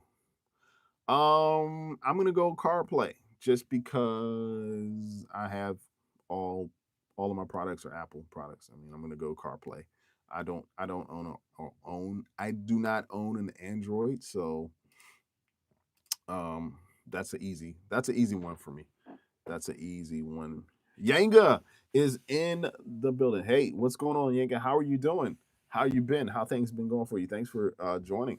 I don't know how long you've been here, but appreciate you joining the chat today. We've been talking about computers. Oh gosh, we started talking about we were talking about no, we didn't talk about Siri. Thank God. Why did I even say that? Now, now my now everything's gonna go down. We talk about Siri. No, we talked about TikTok and the ban. We talked about Trump and Elon's bromance. It's been, yeah, we got out of that. We got all the dirty stuff out, and then I sort of jumped into I had a subscriber, a guy was talking about like he had purchased Joe. He talked about he purchased a MacBook Pro. So I wanted to kind of go into like the MacBook Pro versus the MacBook Air. Um, and I didn't. This was a deep dive, right? This was a deep dive a video, live video. So I encourage all you guys, if you're just joining for the first time, go back and watch this video. You can get some good knowledge on computers and the M chip, right? The M chip is Apple's line of custom silicone Macs designed specifically for the Mac and for Mac computers. It's a significant chip. It's a significant change from Intel processors, which were PCs processors, to Apple's in-house technology. And Apple's in-house technology is just basically saying, hey, we're getting all the products, we're getting all the chips, we're getting all the parts that make up the computer from Apple. And Apple's making them, Apple's manufacturing them. They may be manufactured in China or India or Vietnam, wherever they manufacture them, according to the tariffs of where that's going. But it's Apple exclusive, right? Um, yeah, it's Apple exclusive. So it's a major step forward. I'm excited about it. It took me a while to be like, and I still have Intel Macs, right? I still have PC Macs. It's a PC Mac. An Intel Mac is a PC Mac. I still have them. but the M chip is sort of pushing us forward into the future. So, um, and they've sort of improved the battery life. They've improved the performance. They've even improved the thermal management of your computer. How many of your computers out there get hot? Like my Mac gets hot on occasion, but why would I have it in a hot? Why would I have it in a hot environment for it to get hot? Like, some people would complain about that, but like, what are you setting it on equipment that's hot? Like, I don't, I don't understand that. But Yanga, thanks for joining the chat. Appreciate you for leaving a comment. Any other comments? Where are you guys watching from? Let me know in the chat. Type in a one. Give me a one if you're a first time. If you're first time in the chat, give me a one. But it's a major thing, man. And a lot of people, I still know that there are a lot of Windows users out here. A lot of people that use PC. And if you've been primarily working on in Windows environments, OS may be a bit unfamiliar to you at first, but once you learn the sort of the basic navigation of going in and your shift options, shift command, once you learn all of those, you'll be more clear about Apple's system, and it'll start to come to you even faster. Like, um, you want to be able to quickly learn the spotlight feature. You want to learn things like how to quickly find applications and how to mastering the Finder is sort of a thing. When it comes to customization, system preferences is your go-to if you're coming from Windows to Mac. It's a one-step shop for settings, whether you're adjusting your network configuration and changing security preferences, so forth and so on. Listen, I talked to an IT guy who was transitioning to a company. He was hired to manage the IT department of a company who had all Macs, and he left on the comments with me. He was like, "I don't know where to start. I don't know where to begin. Like, I've used Windows for 100% of the time," which is cool. Like, he took on a job that he didn't know how to do. He's just like, "Oh yeah, I'm in IT, I can learn it." But he was like literally asking the question, like, how can I, what should I do? But when it comes to this, like transitioning from Windows to Apple products, um, you gotta know the software. You gotta get in on it. You gotta learn system preferences because that's your one-stop shop for settings. Windows is probably a lot more extensive with its settings, but Apple is like, okay, here's what you got. Here's what you can do. Here's the firewire, the firewalls. Um, if you're adjusting network configuration or changing security preferences, that's all going to be under your settings, right? You got to understand, and it's essential to know and understand how to navigate to tailor this area to fit your company's need. And that's what I was telling him. um, Apple products basically they come built with a robust built-in tools that are perfect for management, system performance. So you got things like the activity monitor. You can monitor how your software is working in the background, like what software is up, how much RAM it's taking at the point at the time that you're using it. You've got the system called the Time Machine. Time Machine I've used, but I need a bigger external hard drive. Basically, Time Machine is a function of Apple to where you're allowed to save as you. How do I say this? You're allowed to save your files and your system. It makes a snapshot of your entire system, not just the files. Everything, your entire system. It saves it each day at a certain time, and so over a time period, you have a snapshot of your computer. So if something were to happen to the computer, like it were to blank out, you would you would have saved your Time Machine onto an external, and it would be an exact snapshot of what your computer was at the time that it crashed or whatever happened. If it blanked out, if it gave up or whatever. Apple's computers don't tend to do that, but the Time Machine is Mac OS's native solution, offering seamless automatic backups and get the ability to retrieve past versions of files. Another thing is the migration assistant is another tool to sort of keep on hand for transferring data from one Mac to another, especially during upgrades and onboarding new devices, right? My Mac OS is known for its security features, which happen to be strong, very strong security features. Um, but it's essential to make sure that you have the best practices when in a corporate environment. If you're sort of like the IT guy that I talked about, um, one of the first steps is making sure that you enable your file vault, which basically the file vault encrypts an entire hard drive and ensures that your data is secure. That's what it's about. It's ensuring that your data is secure. Let's see, what do we got? What do we got? What do we got here? Questions. Yanga says, do you think MacBook will get a Face ID? I think it's a cool feature. Oh yeah, that's a good question. I don't know why they have not added the Facebook or the Facebook the Face ID on the MacBook. I think it's probably like I have like so my Mac is dated. I have like the Touch ID on mine, which I don't. It's okay. I don't really care for it too much.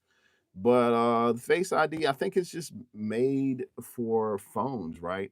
Um, that is a good question. Let's see. Why you said why? Let's see. Why? So why does the MacBook not have Facebook ID or Face ID? And will they ever receive or will they ever get Face ID? I think they probably won't. Face ID is it requires like a true depth camera system, and that's multiple components in your camera, right? Um, and so MacBooks, like especially the thin ones, they don't have the depth with the camera for you to be able to for a Mac to be able to have that function to be able to recognize your face. So that's probably the main reason why, because they're thin. The iPhone is a little bit thicker. I Touch ID works well for laptops. I mean, it's a security function. It's a security feature rather. And as we get into like, we talked about cybersecurity, we talked about scams, we talked about phishing earlier, and as we sort of uh, technology becomes even more in depth, what's going to happen is your password is going to be you, your person, your body, your DNA is going to be your password. Ask me how I know. I've been researching. But yeah, that's to answer your question. I don't know if that makes sense. The screen is too slender or too slim for them to have that camera system to recognize your face. Um, Also, I would say the reason why they don't have ID on the MacBooks is because it's the cost versus the demand, right? The cost of this thing to put in the MacBook is it's going to increase the production cost. They rather have that in the iPhone. You think about it, the iPhone is this big, the the the MacBook is this big, so you got more costs with the production. For a device that's not always carried in public, right? Like phones are. Phones are mostly carried in public, so you need the Face ID. You don't want nobody getting in your phone. So you need a fast unlocking, uh, option. Does that make sense? Does that make sense? Yanga, did I answer your question? Dream 65. I can't show you my own phone because I'm actually on it. I'm actually using it. It's actually being used. Another space nut is here. What's up, another space nut? How are you, man? Thanks for joining the channel, man. You guys get the likes up in here. Let me know that you're enjoying this. Let me know that you're enjoying this today. Another space nut says DNA password is a good protection. Quantum computing puts C. There you go. Conventional systems at risk as it's becoming more prevalent. Yes. Yes. I agree. Um, yeah, how about that? DNA password is a good prediction. Quantum computing puts conventional systems at risk, and it's becoming more prevalent. What do you got? What do you feel about this? You let me know. Let me know in the chat. Thanks for joining, guys. You guys are coming in. Appreciate you guys for joining. Yeah, next generation security and the future of authent. I can't even talk, man. The future of author. I can't even talk, guys. I feel like I've been running my mouth for so long. But the future of Face ID, the future of these sort of securities, and especially in light of the growing power of quantum computing. And now I don't know too much about quantum computing, but Space Nut is absolutely right on this. Yeah, feel free to leave a comment, Space Nut. Let me know. The idea of DNA uh, passwords, um, it is biometric. Is biometric authentication the future? Is it? You know, DNA passwords are it's unbreakable identity. Your identity is who you are, right? And it's hard to replicate. I don't know. I mean, unless you're a twin, right? I don't know. Maybe you got an evil twin that tries to steal your identity. But um, there are privacy risks, though, man, to DNA, to this whole thing of um, DNA. Yeah, I don't know. Face ID and touch ID are just stepping stones right now, right? The future is going to be frictionless and it's going to be layered. We're going to have so many layers. I mean, you'd be looking at all the passwords and the how how in depth your passwords have to be. You have to have a password protector. So another space nut says, well, conventional systems can check one password at a time. Quantum computers check all the passwords at the same time. DNA is equivalent to a password millions of characters long. Yep, yep, yep. Because your DNA is like it's what three strand, like it's infinite in terms of like allowing for your con, con uh, for your privacy. Yeah. So yeah, I agree. Quantum computing. Um, what is quantum computing? Do you guys know what quantum? Do you guys do you know what quantum computing is? Do you need a definition of that? Let me know. We've sort of taken a deep dive here. Quantum computing is basically a type of computation that uses quantum bits. Ask me, I to explain this is crazy. Instead of regular bits to process information. Um, so the classical bits are the zero and the one. This is your typical computing functions of the computer. Like your quantum bits can be in a superposition, meaning that they can be both zero and one at the same time. Don't ask me to explain that, but maybe another space nut, and you explain in the comments what quantum computing, what quantum computing is. Why does quantum computing even matter? Can you let me know? Current computer bits are one or zero. Quantum bits can be both at the same time. Yeah, that's what I said. Like they're gonna be at both. So quantum computing is it matters in it's used it matters because of cryptography, medicine, AI, and machine learning. All of these things are major forces in quantum computing. Logistics and finance. Wow, that sounds scary, right? Uh, but there is a security risk to quantum computing. Like quantum computers pose a threat to modern uh, encryption because they can basically solve problems like exponentially faster than classical computers. So, I mean, you're talking about AI space, like literally, like you know.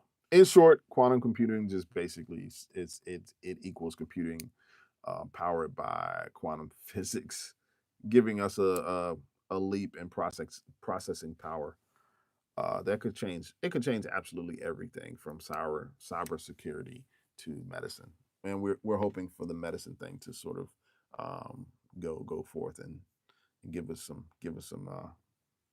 cures to all of these diseases right here. Let's see. That was a mouthful. Current computer bits are one to zero. Quantum bits. Yeah, I said that. So your current computer can work a bit at a time, but really fast. That flip is known as a process. Your computer process runs them one at a time, thousands of times per second. Okay. Yeah. Yeah, man. I don't know. Um, yeah, this stuff is like major science, man. Quantum computing. Maybe we'll talk about that one of these days. I don't know. Is that something you guys are interested in? I'm sort of. I would need to do my research on it. Like uh, yeah. Uh, Space Nuts, you got you got you got me on this, man. I appreciate the comment, Aaron. Appreciate your comments on that. But yeah, this is sort of where we are, and that's why I love the channel. That's why I love what we sort of talk about, because we talk about everything. Like I'm here to learn. I'm here to take in information. I'm here to talk about what you guys want to talk about, and you guys sort of give me. It's good to get feedback and to get any questions you have while we're talking. It's sort of good to get feedback from your subscribers and those who watch your channel, because it's you just never know what you're going to learn in this space, right? Aaron said quantum computer, and thanks, Aaron. By the way, thanks for that information. You just kind of took us into we went from standard math to chemistry and calculus here. Jesus. Quantum computer basically flips them all at once to conclude its reasoning. Okay, okay. Yeah, Aaron, what do you think? Where do you think we're going with quantum? I know we started talking about passwords, Face ID and face recognition, and then we got into DNA and that sort of thing. But where do you think? Where do you think we're going with this? Or where do you think we're going in this space? Um, I'm curious. I'm curious where you think we're going. And so this is all like I said, guys. This is all sort of what we do. I'm here. We come on live every Tuesday and Friday, um, and occasionally I'll like to pop up on a Saturday or Wednesday. So, what Aaron says.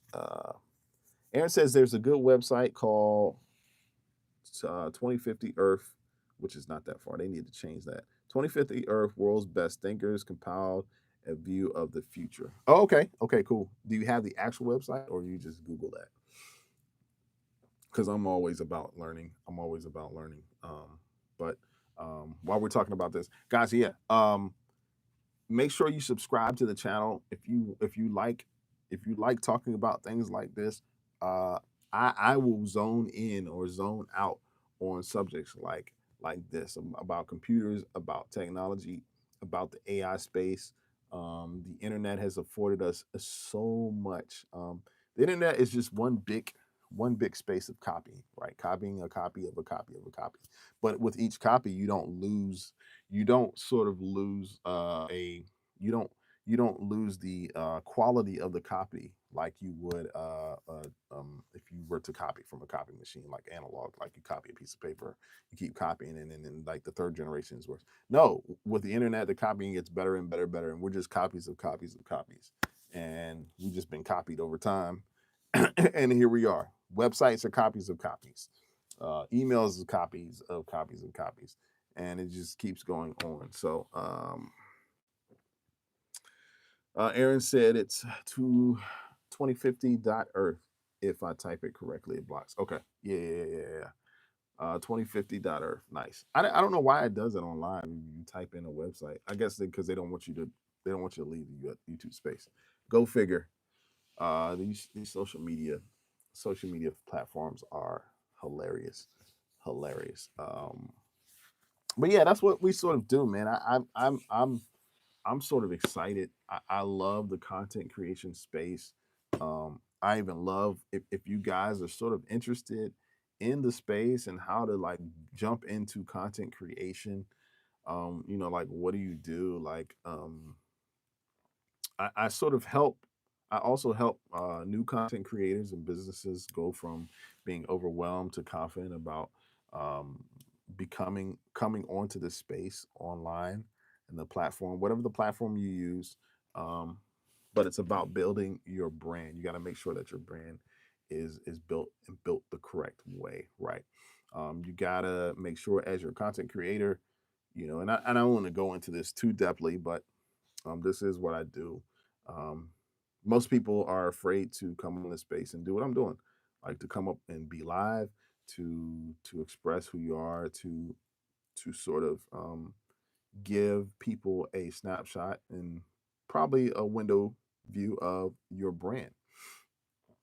So yeah, I help businesses. I help people with content creation. If you guys have any questions, please feel free to reach out to me. My email is anvilmusicmedia@gmail.com. So that's Anvil with two L's, musicmedia@gmail.com. As you can see, Aaron and I have we have been talking about this for a minute.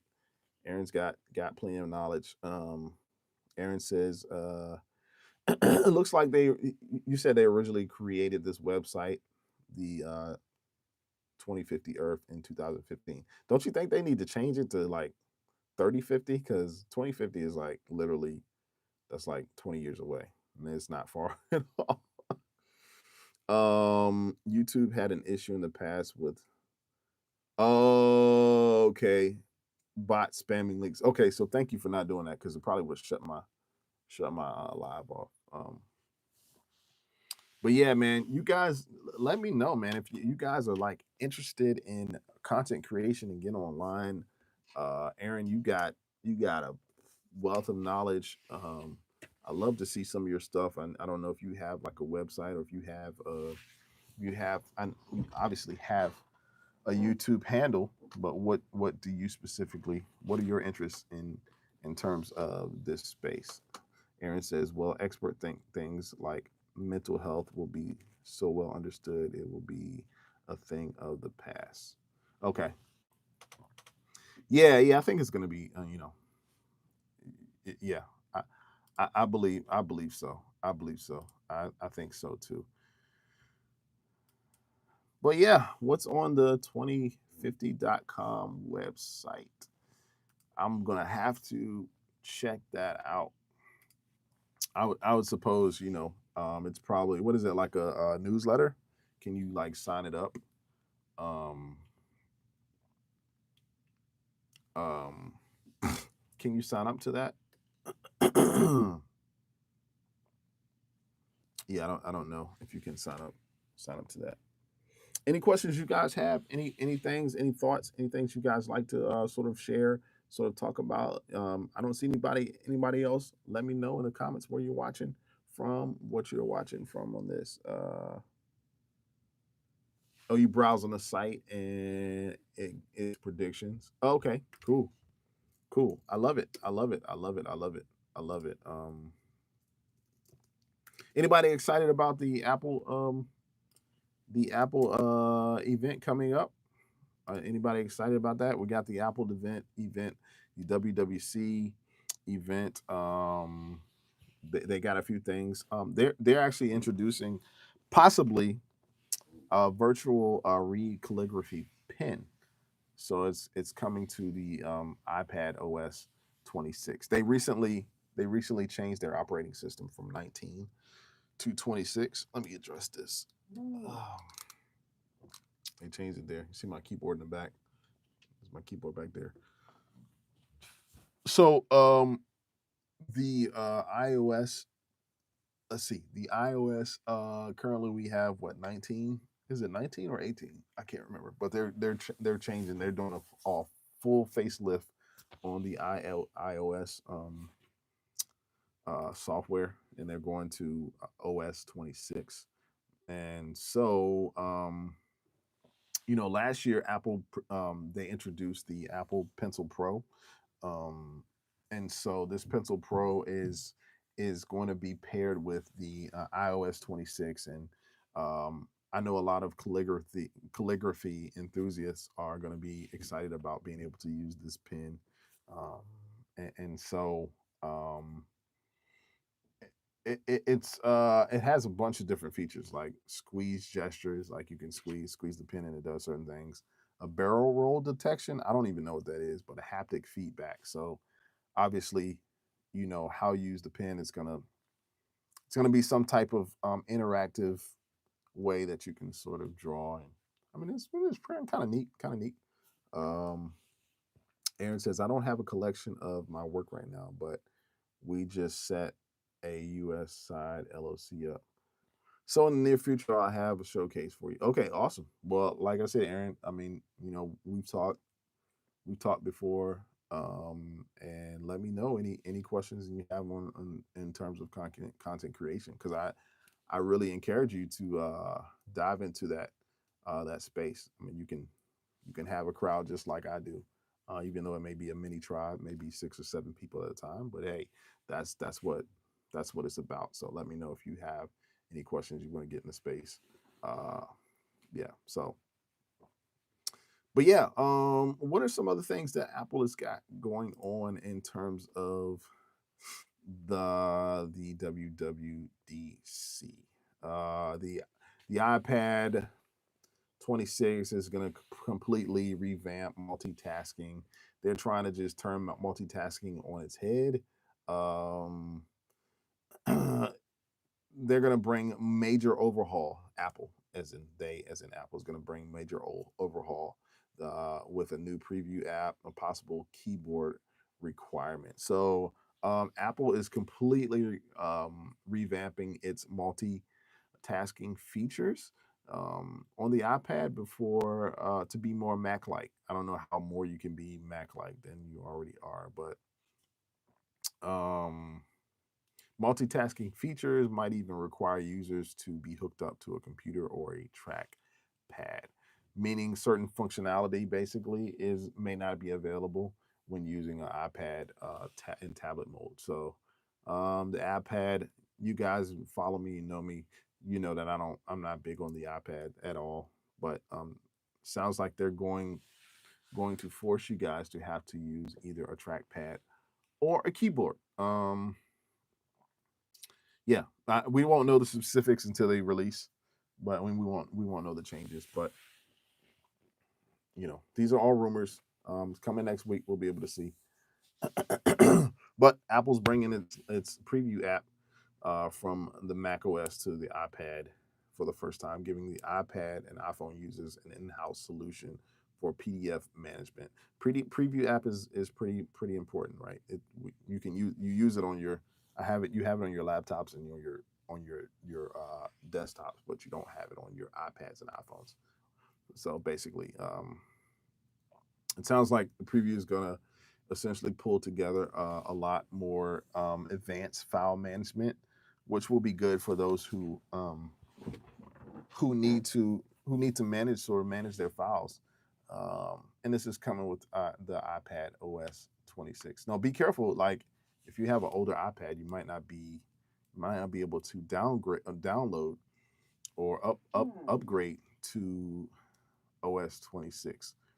And we'll see about that. You can look that up to see what if your iPad is compatible. But what are you guys expecting for the iPad to be in terms of multitasking? Let me know in the comments. What are you guys expecting? Um, Apple Intelligence Store, of course, is still on the table. There are certain things that are coming to Apple Intelligence, but there are certain things that are not going to come. One of the things that's not going to come is innovation of Apple Intelligence. I think Apple is sort of like, oh, instead of us trying to make yet another AI open source software, we're just going to allow for our integration and to make sure that the products and the software we have fully integrates with the leaders in the AI space. We got ChatGPT, we got Perplexity, Gronk, we've got so many more. It's like millions upon millions. Um, uh, okay, you manage a few big channels. Okay, cool. Well, cool. All right. Well, yeah. You just manage your own, man. Get in the space. Yeah. You manage them for a reason, so you must be doing well. Daniel says Apple iPhone Air seems like it's going to be a game changer. Hopefully they'll have a lower cost spatial computer. Yeah, to that the iPhone Air. I mean, I hope so. I mean, its thin quality is going to definitely change the market in terms of um, uh, how it looks, the slim version of it. I'm concerned about the battery space. I ain't gonna lie. I don't I don't know what that's gonna look like, right? And an iPhone Air and with the battery spike. I mean, what do you think? What do you think about the iPhone Air in terms of the features and it being a slim model? What's your opinion about that? Why why would you think it's going to be a game changer? Let me know. I have sort of my opinions about it. Oh, Daniel says I prefer to be behind the camera. Me too. Me too, man. Daniel, I didn't always start like this. Like I didn't want to be I didn't want to be in front of people, but here I am. I got a face for radio. I do too, Daniel, man. Yeah, I do too. I do too. You're saying the 2000 mAh battery should charge in under 20 minutes. So the iPhone Air, it's gonna have a slim profile. It's gonna be significantly thinner and lighter than the current models. It marks a design evolution, basically. And Apple hasn't really dramatically changed their design of iPhones, and so this design would be a fresh. It would be a fresh perspective. The luxury and the portability.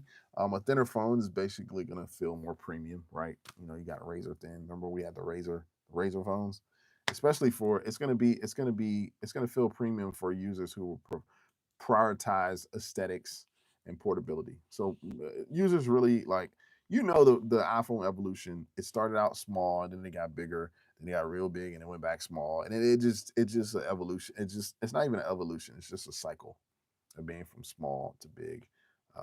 I'm curious about the actual build of the phone.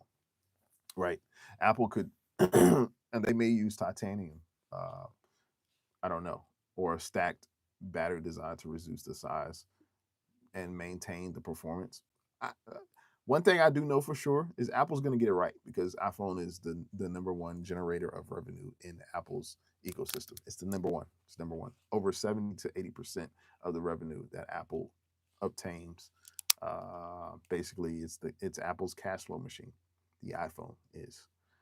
So Apple could technically position the iPhone or the Air like they do the MacBook Air. I mean, it could be like the little brother as a lightweight, powerful, everyday use. But yeah, it would create definitely a new tier between the SE models. You got the SE models, but possibly it could replace the standard iPhone model. So we'll see about that. We'll see about it. I mean, some possible camera innovations. I don't know. Like they may flush. They may they may feature a flush camera system. So flush is basically it's just there's the camera's not sticking out. It's just flush with the back of the camera, um, which would be like a visual win for Apple, like a visual and functional win, since many users dislike protruding camera lenses. I don't like it either. So I always feel like my camera's gonna get scratched up. So yeah. What'd you say? Daniel says it won't take long to change. They are using a USB-C protocol, and it's got a market for people always near a charger. If you're out and about, it's moot. Yeah. Yeah.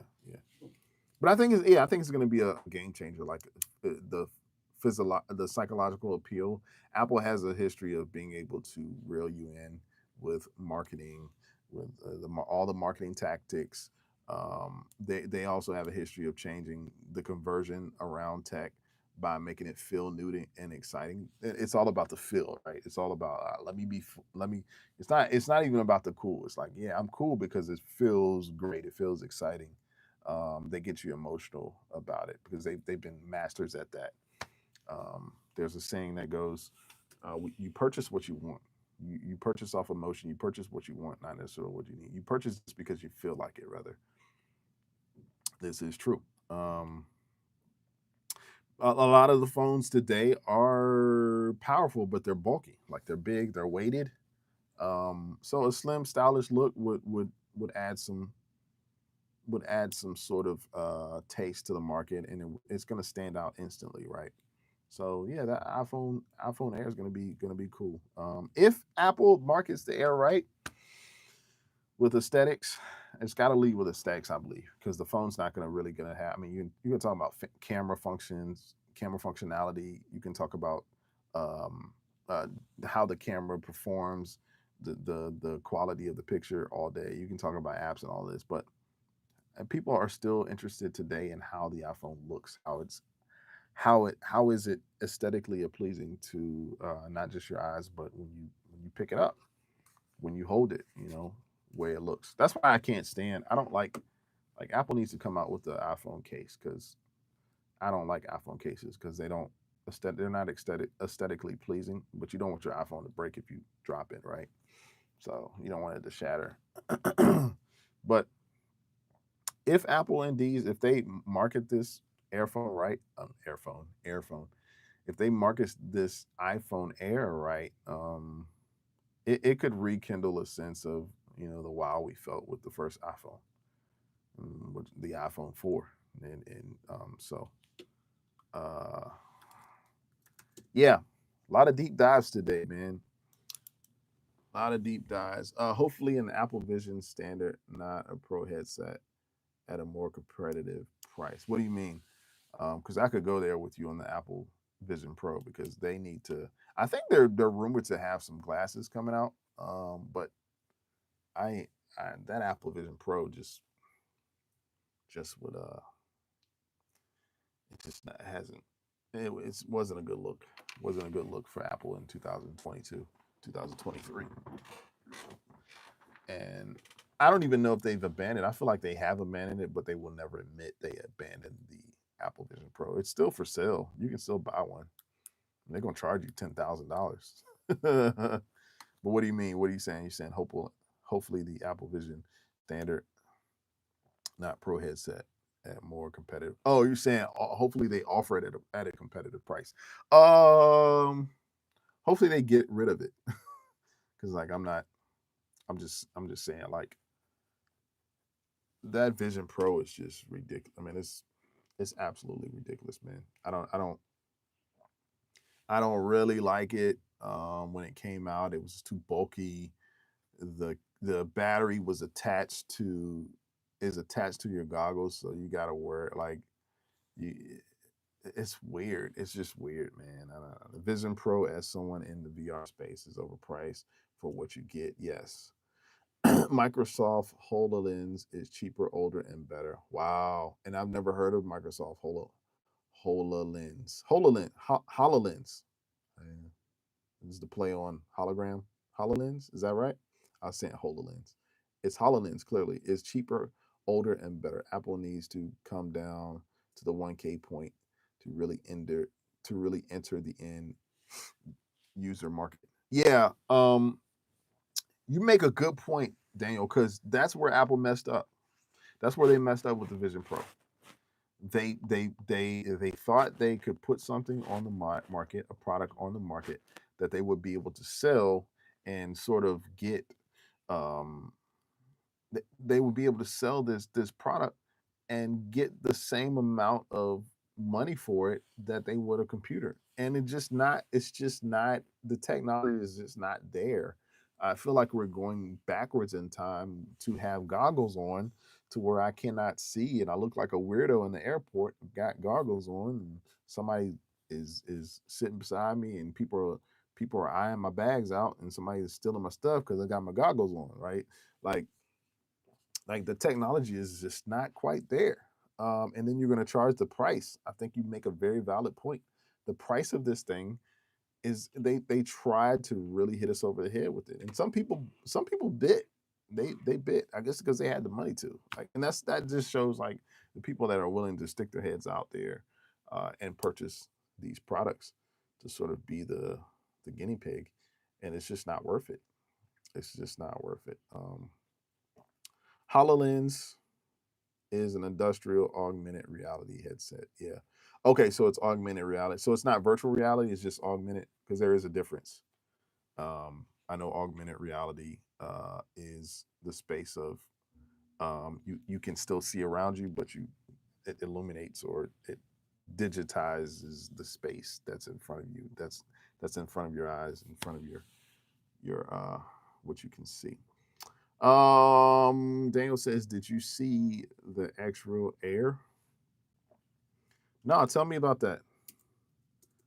Um, tell me about that. What is the X-Real Air? AR glasses? For consumers under 500, they plug into any USB device rather than being Apple standalone. Oh, cool. Uh, no, I don't know the X-Real Air. So they're only who are they made by? Is that X-Real? Because I feel like X. I did read an article about X-Real. X-Real. I think they were in talks with either Google or who were they in talks with? Google or Meta to come together with a pair of sunglasses. So I did hear about them. I did hear. So they're a pair of augmented reality smart glasses designed to deliver like a visual experience by projecting a virtual screen in front of you. Gotcha. Yeah, I did hear. Um, Space Nut says it's augments. I remember the Hololens demo. They showed a doctor overlaying an MRI on a patient in surgery. Yeah. So yeah, that's what I'm really looking forward to, like for the medicine piece, like to really like go forward in the future of what that technology is going to look like in the medical space. Um, Very innovative, very much so innovative. Xreal is the company, and the Air is a crazy good device. Okay, cool. Yeah. Do you own one of those? Because I did like I said I read an article about Xreal, the Xreal Air. Let me see if I can. I'm not able to pull that article up about the Xreal Air where they were in talks with I want to say Meta. I want to say it was Meta. Um, and maybe it was just me comparing the X Real versus the Meta Ray Ban because Meta Ray Ban have glasses. Uh, they're both smart glasses, and so I don't know how much the Ray Bans are, but this article says, at glance, the Ray-Ban and the X-Real Air glasses look pretty similar. They're both designed to look and feel like a standard pair of glasses, which I like. I like that. They both give users customizable options. For instance, with the Meta, you can experiment with different frames and style. With the X-Real, you can purchase a Kaleido kit and add a splash of color to your specs. That's actually cool. That's actually pretty cool. Meta gives you more freedom, I guess, in terms of customization than the X Real. So you got 100 different styles to choose from. The lenses. X Real specs are clunkier. This is what the article is saying. They're clunkier thanks to the built-in micro OLED panels. They also weigh a little bit more than the Meta glasses, so that may be, I don't know, maybe in the future they can sort of perfect this product a little bit more. But you might find that it will become a little bit more uncomfortable to wear after a while. I could see that. Um, the Meta glasses aren't designed for AR experiences, so there's a difference, right? And I think that's what Apple tried to. They tried to conquer both the virtual reality and the augmented reality space. Virtual reality means you're fully immersed. There's no world outside of what you're looking at. The space that you're looking at is a virtual world. Augmented reality gives you a little bit of the real world versus what you can see in the space. So it combines real world with virtual world optics. Yeah. So, but it isn't easy to find a pair of smart glasses that excel from an audio perspective. That's what I want to see. Like the Meta glasses do pretty good because they got they have the speakers, but where the extension the glasses extend past your ears. X Real microphones are decent enough for phone calls and augmented meetings, but we'll probably recommend you probably should still have a player of Bluetooth, which I mean, we still use Bluetooth for like our virtual meetings anyway. So,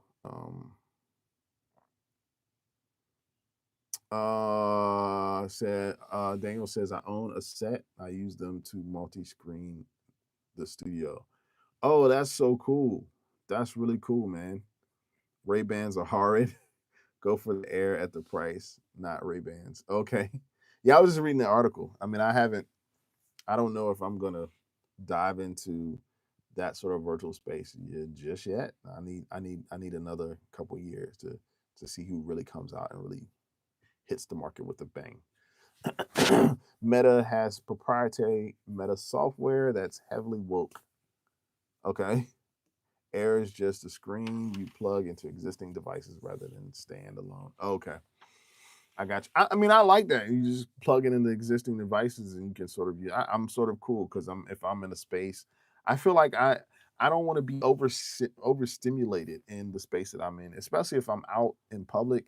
If I'm at the restaurant, at the store, I don't. I need to be fully immersed in the reality that I'm sitting in.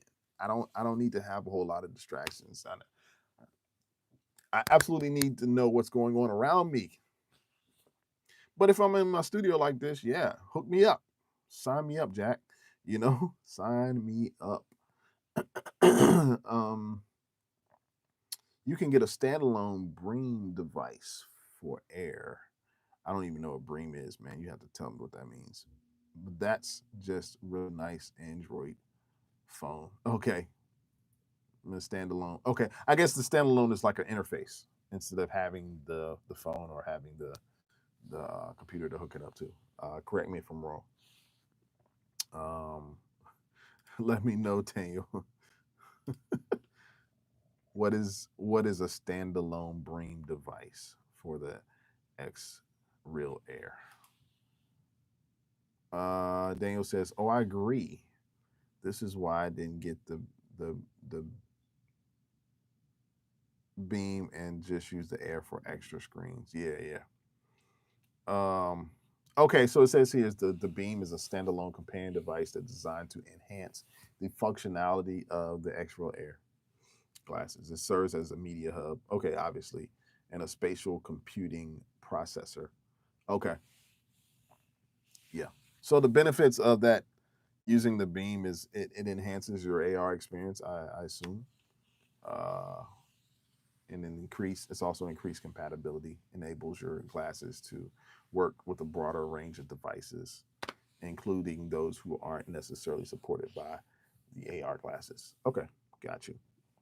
Okay, standalone is like the Apple Vision. You don't need another thing for it. Okay, the Air, I think I misspelled is Beam. Okay, Beam. It's like the Pod on a Vision, but it's a full Android phone. You can use Air without it. Oh, okay, okay, all right. Yeah, that sounds very interesting, man. Very interesting stuff. So you're saying the overall cost of it is it's relatively cheap. $500 is not it's not that much money. But I don't like why is it not popular? Why do most people not know about it? Um let's see. Man, we've had a great conversation this morning. Um Sorry, we are not talking audio. I know. I mean, I just was curious about the audio for it. I heard Ray Bans. I have a coworker, a friend who has Ray Ban glasses, and she actually likes the audio on the Ray Bans.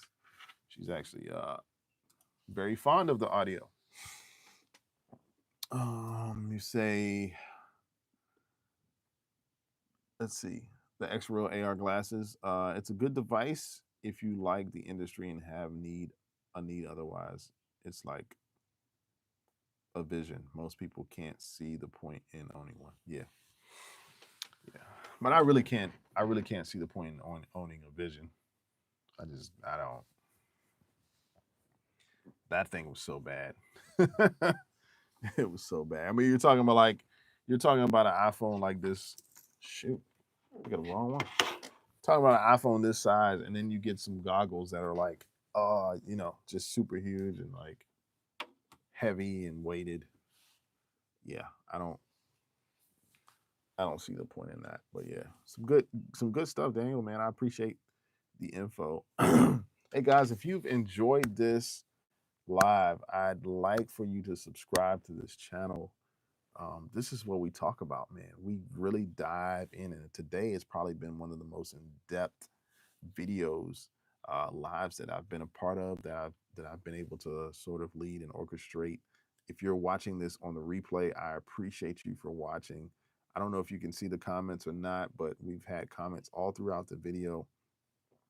We've taken a deep dive into Apple products. We've talked about quantum computing. I mean, this has been heavy. I'm gonna have to go take a nap after this because I'm number one. I need to get some water.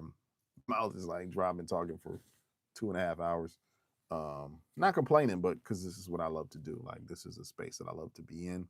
This is who I am. This is what I do. My name is Brett with Anvil Music and Media. You guys are amazing in joining. For those who have commented on the video, for those who have left comments and who have talked to me, you guys from England, from India. I've had from people from Australia to tune in today. My regulars, I appreciate you guys, of course, as normal. When I don't see you guys, it's like, oh man, where's my crew? Where is my crew?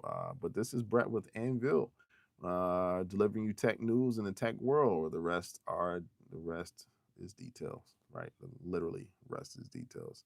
Um, but you guys have been great.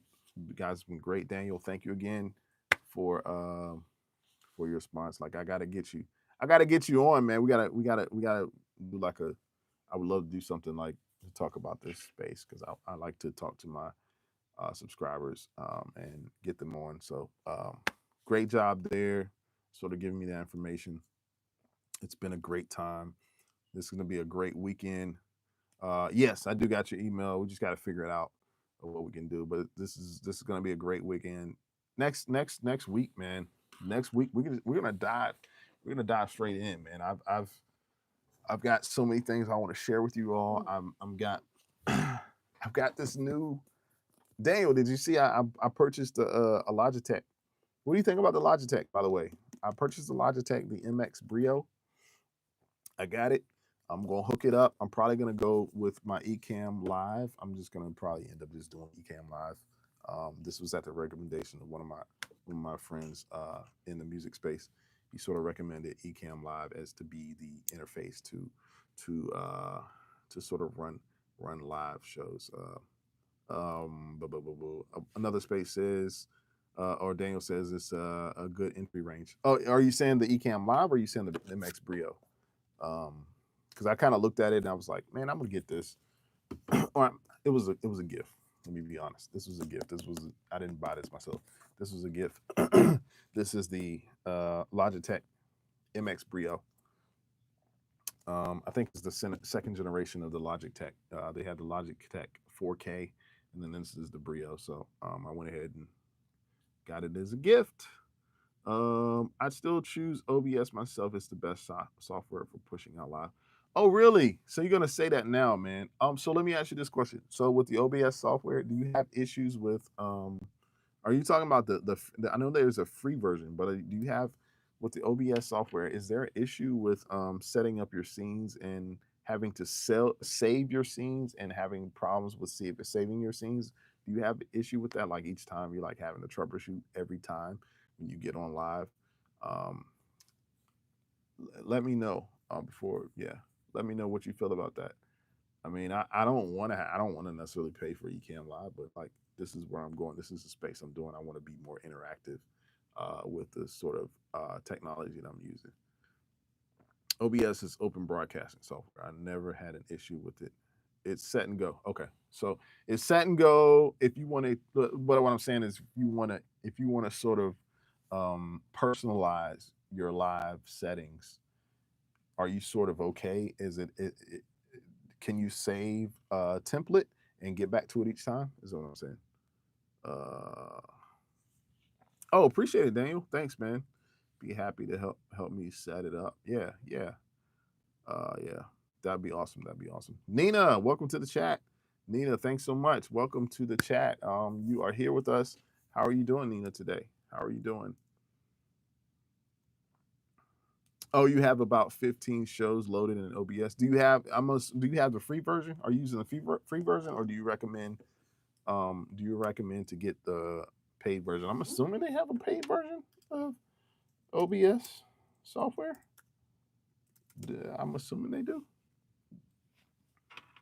Daniel says I can switch to whatever show I want, and it's all preset. Oh, there's no paid version. Okay, okay. All right. Well, you may have swayed my opinion, man. I may reach out to you. You may have swayed my opinion.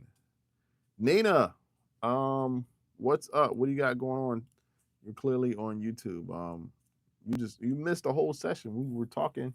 I was actually looking for you earlier, but you missed the whole session.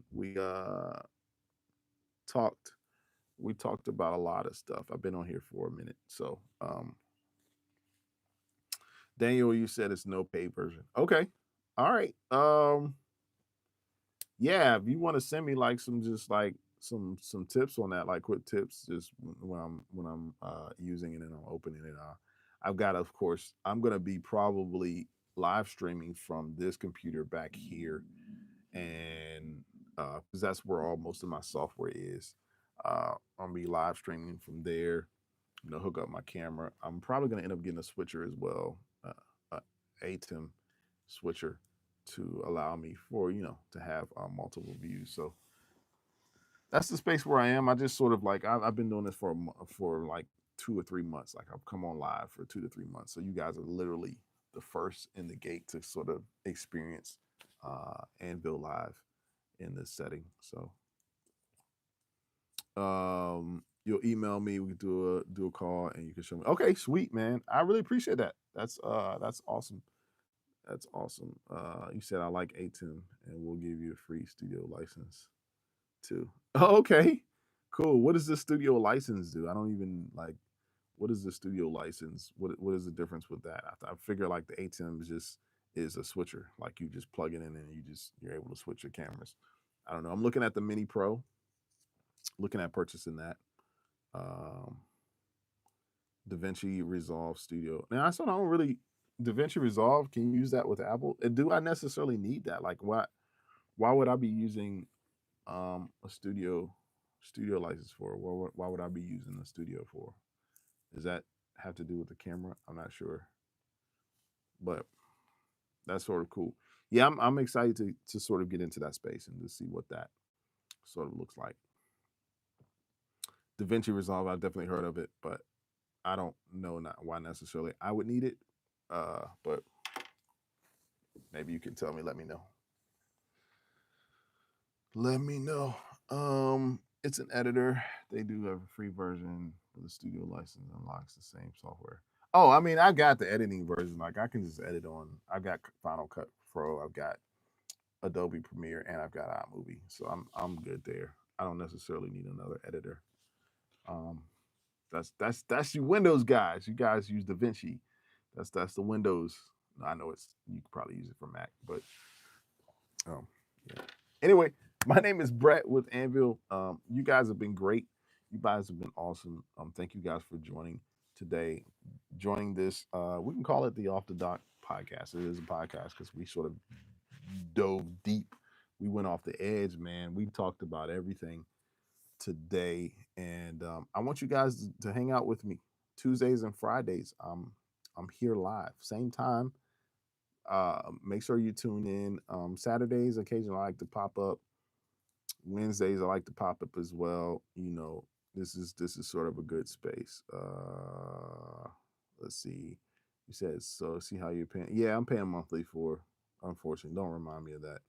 DaVinci Studio license costs nothing more for life. I know. Yeah, I know. I'm about to get out of Premiere. Literally, and I just don't use it enough. I mean, it's so many different. I haven't even dove into what I've got InDesign. I got Premiere. I got Adobe Photoshop. All of those things I've got, and yes, costing me more money than I need it to. So, but I have iMovie. Like that's what I'm saying. Like most people don't understand. Like I edit my videos in iMovie or Final Cut. Like I don't need salt. Let's just let me be able to edit. I can do a few cuts, a few lower thirds, and like I'm good to go. I'll throw in my B-roll, and we'll get going. We'll get going and get showing. So, um, a lot of that, all the extra bells and whistles don't really. I'm not really interested in that. It doesn't really it doesn't really it doesn't really matter for me. Right? But yeah, paying monthly, I despise it, but you have to do it at some point. That's where we're going. To we're heading towards subscription software, subscription computers. That's just the name of the game. Yep. All right, Daniel. I'll see you, man. See you. Thanks for hanging out. Thanks for hanging out. Any other questions? Anybody else? Nina, you still here? What do you have going on today, Nina? Let me know what you guys have got going on.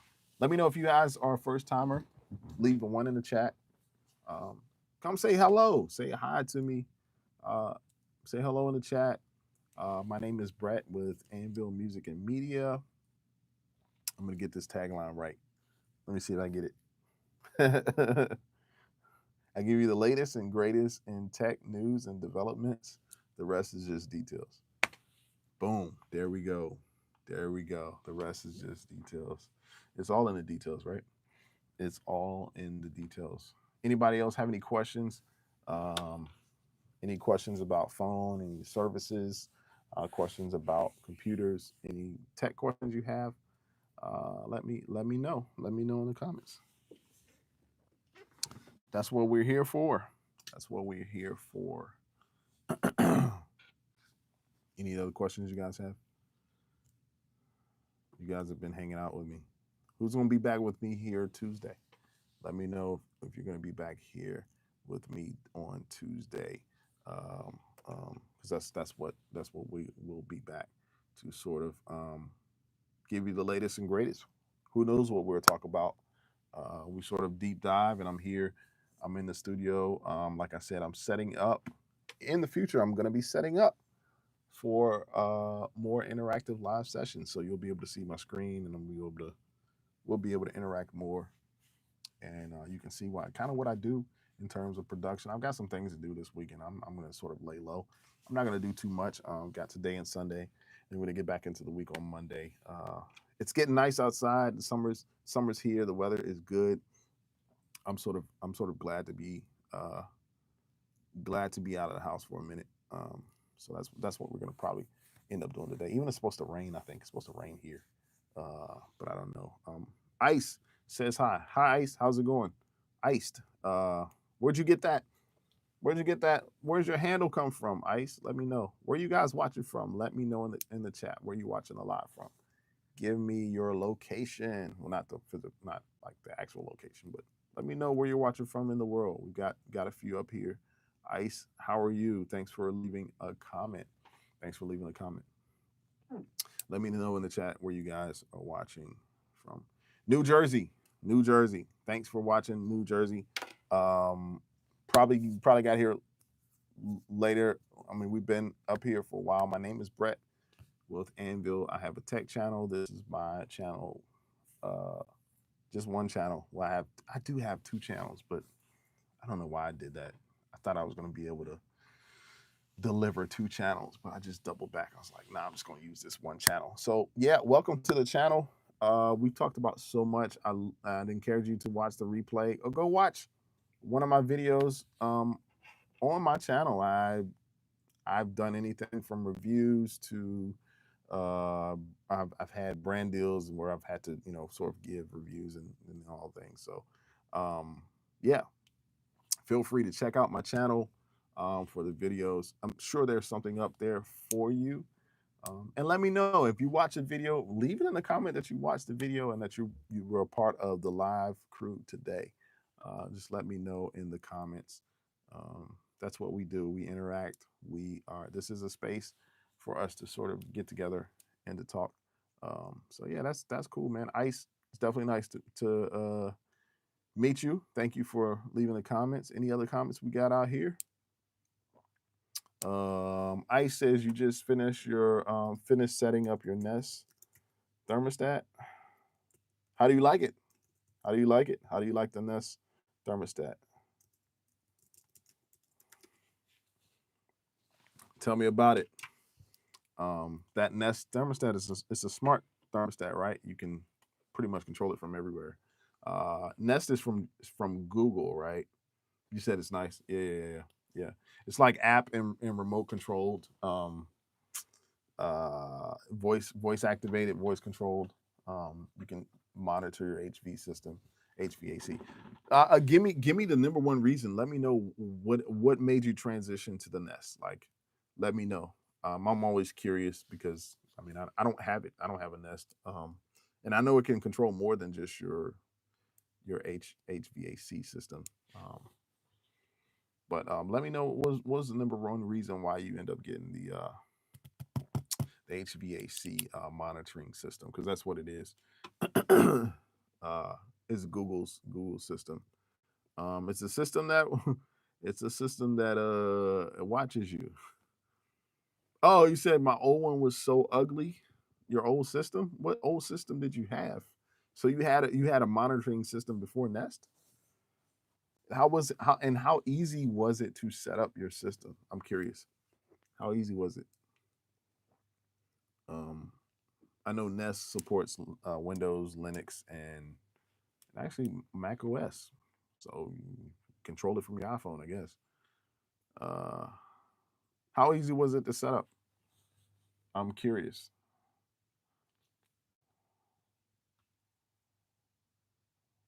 Um, because I know it works with Google and it works with Alexis for hands-free control. Um, the app was easy. Okay, yeah, yeah. Well, that's cool. That's cool. I think we flirted with buying a Nest. I think I got a Nest, but we don't. In this household, we don't really use a Nest per se. Uh, what other questions? Any other questions? Anybody else got any new equipment? Anything you like to share? What you purchased? Any iPhone questions you have? We sort of always have iPhone questions, right? There's always somebody comparing the iPhone this to the iPhone that, trying to figure out what iPhone they should buy. Hey, uh, any other questions about that? Um, Guys, make sure you like the video, subscribe to the channel. Subscribe to this channel if you get a chance. If you like what you see, if you like what you hear, um, this is what I bring to the table. I am me, fully in the flesh. There's no AI involved in it. Like, the AI world is just becoming ridiculous. It's becoming absolutely ridiculous. But yeah. I said Surrey is dumb. Surrey is in fact very dumb, and we can say that because Surrey is not human, even though it's controlled and monitored and um, manufactured by humans. Surrey is absolutely dumb. I agree. I couldn't agree more. I could not agree more. Surrey needs to be put to bed for good. That sounds terrible. That sounds terrible, man. Why would I say something like that? Why would I say? But yeah, shout out to you and your Nest thermostat. I hope it goes well. I hope it's good product that you can sort of keep for years, because that's the part about buying technology. You want it to be able to last. You want it to be effective in whatever it's designed to do for you. Um, Technology that's effective, that is efficient, and that lasts. Technology that you can rely on the speed, and you don't have to. It's not sluggish. That's sort of what you want, right? Uh, Daniel, thanks for the email. All right, appreciate it. Any other emails you guys? Any other you guys want to correspond with me? My email is anvil ANVILL music media, all one word at gmail.com. Yeah, like the video too, guys. Like the video You get a chance, like this video and subscribe to the channel. Thanks, Daniel. Appreciate that. Appreciate that. Dream 65. I explained to you. I gave you a whole synopsis. We went in the deep end on the notch versus dynamic island. You're still asking me that, so go back and watch. Go back and watch this. Blowhole, you're back saying no way. What are you saying no way to? You clearly have been on YouTube. Did the YouTube algorithm bring you back? You can't escape the matrix, Blow. You can't escape the matrix. So, Blowhole, tell me what you got going on in your world. What's going on, man? How is your summer activities? And I think you're like doing like a school program or something. Go ahead and tell me, man. You're saying no way. Just talk to me. Talk to me. Dream 65. You ate lunch. Dream 65. You're gonna. Man, it's no way. I can't explain that again. I went deep. I went deep on the Notch Island versus the not. Those who were here, please tell me. Like I talked about that, and you weren't listening. So what I need you to do is, no, seriously, like go back and watch this.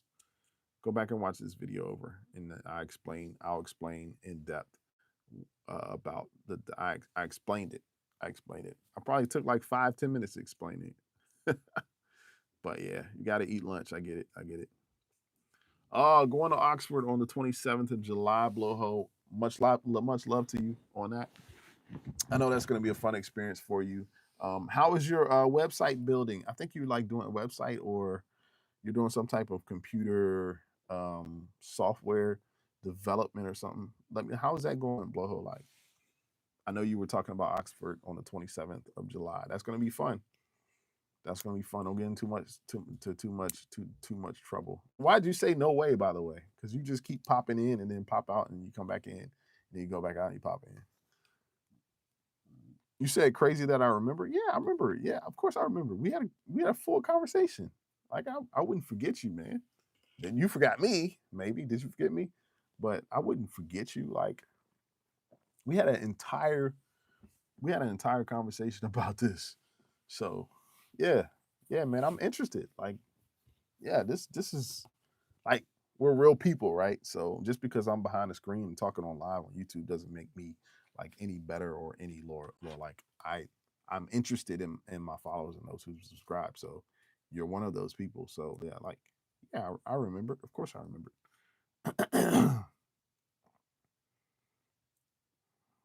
Dream 65 says standby or regular alarm clock. Oh man, I I don't even, I don't even know what the world. Standby or regular alarm clock? An iPhone alarm clock. That's what I prefer. An iPhone alarm clock.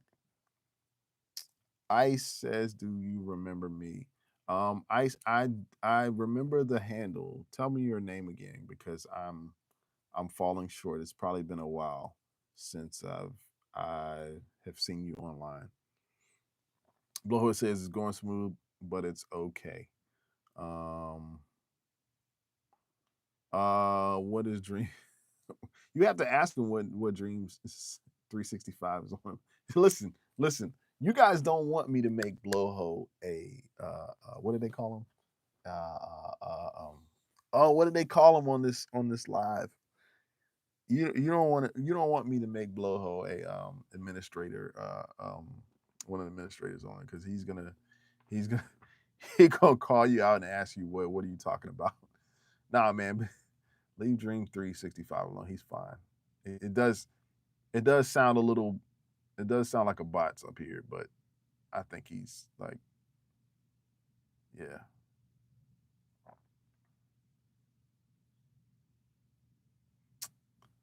Oh, Ice. My name used to be. That's why I don't remember you.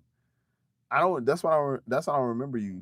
Like it was like Snoopy something, right? Like yeah. I remember. Can't remember Ice because I'm like used to be. It used to be Snoopy something. What was the name? And you changed it. You changing the name. So how am I? I don't. How am I supposed to remember who you were. If you yeah, I don't yeah, I can't remember if you change your name. Um Blowhole, you saying Snoopy is crazy. Wow. Name should have stories behind it, like Blowhole. Yeah, name should have stories behind it. Don't share your story. We got that one time and we're good. Um, that's what I was saying. I was saying earlier, guys, you don't want Blowhole to be a moderator because if I made him a moderator, you guys would be in trouble right now. Um, he would have too much fun, like kicking you out of the chat. Um, Blowhole, didn't you ask to be a moderator or something? Somebody did, but you're always like keeping people like, okay, what is this person talking about? Man, people are just talking. They're talking. The thing I've learned about in this space of live is like, you know, there are a lot of obviously I'm speaking English, right? In a lot of countries and cultures, they speak English, but they may type it differently, it may sound differently. So you kind of have to read between, the aesthetics or the language of how it's being presented to you. People don't really mean any harm, man. It just here, like, you guys are supporting me. I appreciate you guys on the live. Any questions you guys have while we are talking? You said, "No, it wasn't you though." Yeah. You want to be a moderator, Blow? I'll make you one. How would you like to be a moderator? Oh man, you can moderate my sessions, my live sessions. But yeah, that's cool, man. Good luck in your program. I'm glad that things are working out for you. You still didn't tell me. You said you made a comment about no way. What was that about? What was no way about? Uh, yeah, what type of comment was that? What was that about? Um, you said you'll think about it. Oh, that means yes. That means you'll do it. If I ask you, you would moderate for me, because it gets kind of crazy in here sometimes. For the most part, we're pretty settled, but like sometimes like people will come in here talking a little crazy.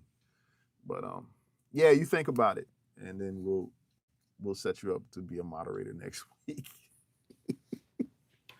Oh man, what else we got? Who else we got in the chat? You guys are up here. Uh Blow says no way it was about the algorithm. Oh, okay. No way. Oh, the algorithm got you, man. Got you back in here. Cause it knows what you like. Like, you clearly, because you came back on and we started in a whole nother conversation. Like, you literally come on here two different times, two other times, and started talking. Like, so the algorithm's like, yeah. I mean, if you if you engage the chat and the algorithm, it's gonna put you back here. Oh, guys, I'm super tired. But yeah, yeah. You guys, I see you guys up here. Let me know in the chat what you guys got going on. Leave me some comments. I can talk to you and address you. Let me know what you got.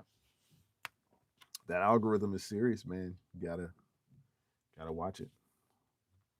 You gotta watch the algorithm, the algo. What's what we call it. Um, is Ice still up here? Ice, you still up here? Did you disappear? I wasn't trying to make fun of your name. Like, if that's what you changed it to, then cool. What is your actual name? Like, let me know your actual name, because I try to remember names to handles. Like, right. Um, and my followers who come up here consistently, they um they know that I know them. Uh, Bloho, I know it's Snoopy, but I don't think that's the person's real name. Uh, yeah, I don't know. All right, bye, Bloho, for the 10th time. You gone. You'll be back again. You'll be back. Sure, appreciate you for popping in, saying a few words. Make sure you come back. You be ready to moderate. Blow. You're gonna have to, because eventually we're gonna have probably like 100 or 200 chats, or comments in the chat. People commenting, and I'm gonna need moderators. I'm just telling you. I don't want to moderate the session on my own. That's no fun. No fun. Iced, are you still there? I need your real name since you're like a second timer. Um, let me know uh, what's your name. Anybody else? Anybody else in the comments? Anybody else have any sort of thing they want to talk about? If you want to, like I said, watch this video again. We did a deep dive on so many things. I talked about Apple MacBook Pros versus MacBook Airs. We talked about technology. The WWC is coming up in about in a couple days, June 9th, 1 p.m. Pacific time. I'd love to like go live, but I don't think I'm gonna do that. Not on this one because I don't. It's nothing really that I see that's gonna be coming out in terms of updates. But that's what we do. We give you the latest and greatest in tech news, uh, tech tips, MacBook, Apple, all of the tech things, and the rest is just details. Sweet. I'm getting it. I'm getting it locked in. I'm getting it locked in, guys. For those of you that are watching for the first time, my name is Brett with Anvil Music and Media. Thank you so much for your support. I appreciate you for joining. You guys have been great. We just went on a tear today. We went on a tear, man. Any other questions? You guys are just in the chat listening. Um, I'm talking, but nobody's commenting anymore. I don't get any more comments. Uh, if you haven't already, let me know in the chat where you're watching from. Let me know in the chat where in the world you're watching from. We're here in the U.S. and amongst other things, we talked. Oh yeah, we did talk about the whole Trump and Elon Musk situation. I've talked to my friends about that. We've sort of had little bets on that on the side, little bets on the side to see what's going to happen, who's going to win the battle of the government versus technology. Well, technology always wins. And in the world of technology, going forward, the reason why technology wins is because the government is stagnant. The government is made up of individuals who, the laws that they made, like literally, we have laws, especially in American society. Our laws have been made probably back, they're as old as dirt, over 100 years old. You got the Bill of Rights and all of this stuff. And this stuff hasn't sort of been updated. They sort of use what we call amendments to the law to update it, but technology is going to run circles around the government. So whoever's in there, Donald Trump, I don't know who's next presidency, but I don't know who's going to be the next president. But whoever's in there, you got to watch out. Technology is coming for you. AI integration is sort of exponentially, like 10 times its growth. It's growing 10 times uh, each month. And so the regulations that are sort of here to set parameters in the AI space, um, it's outgrowing it. And so you gotta have parameters that are setting a sort of a playing field, because otherwise it's just gonna get out of hand. I just hit my mic stand. Just bump my mic stand. Uh, AI is the worst it's ever gonna be. Daniel, explain that. What do you mean? You're saying AI is AI AI is yeah. Cash App bro says from where you are. Oh, where am I? So I live in the eastern part of the United States. You let me know where you watching in the chat. Oh, it's only gonna get better. Yeah. Yeah, AI, man, let me tell you, AI is a disruptor. There are many times in society there were disruptors in technology. The number one thing was what do we go? How far do we go back to? Let's start with the computer. Computer was the first disruptor. Obviously made things faster, blah blah blah. Skip on to the .com era, was another disruptor. The internet was born. .com, 1998, 97, whatever, maybe 2000. Another disruptor, huge disruptor. From the computer, we got the internet, and then we went to, let's say, the iPhone. iPhone is another disruptor in technology. Allowed us to have all of our life on one piece of and then it sort of expanded with music, with iTunes, with texting, with all of that stuff. So that's another disruptor. Um, and then now we are in the AI space, and the AI space is sort of a culmination of all three or four. Um, it, there was software called CAD, computer aided drafting, that was invented back in the 80s, and there was a big push against computer aided drafting because people were like, oh, we need to I draft with a pencil and a piece of paper, and we don't need to get this computer stuff involved, and like you're just not fast enough, like you're not fast enough to be able to handle the load of what these computers and what AI can do. So if you all you have to do is look back, people say history may not repeat itself, but it definitely rhymes.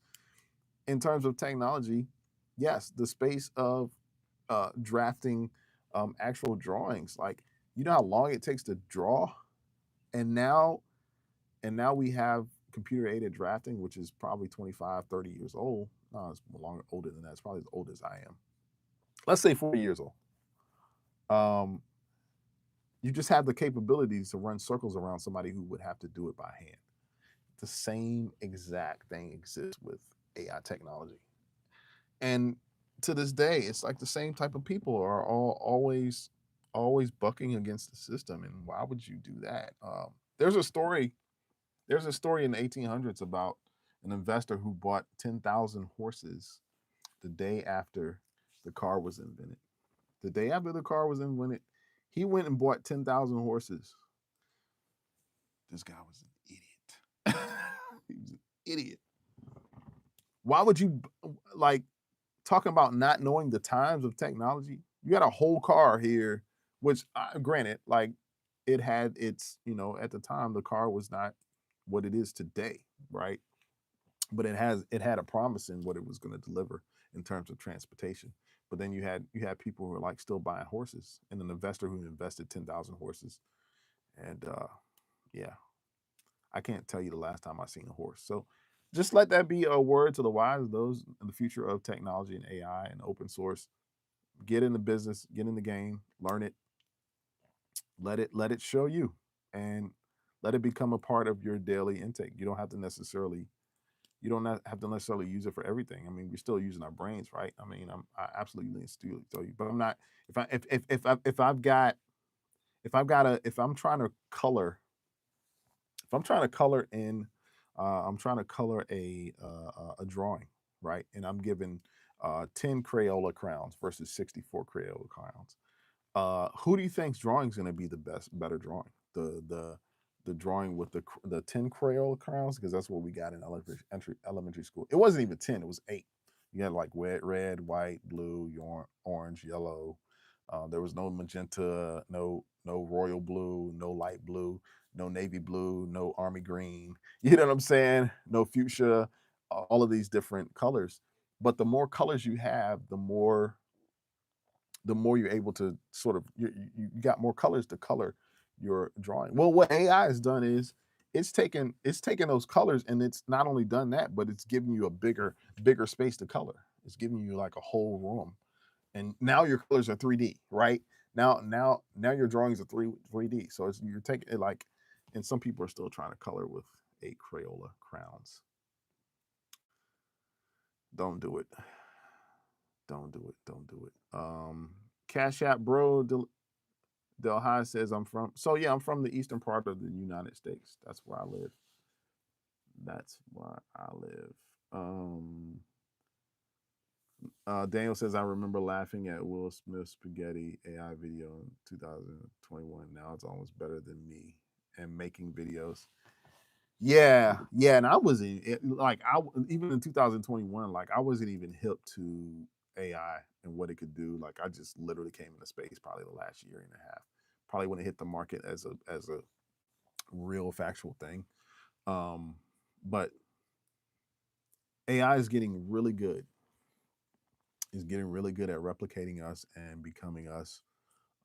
Not and there has been a debate about AIs. Like people are like, I was going to take over the world, and is going to do such, like, come on, you guys are living, we're not living in the science fiction movie just yet, but like AI is not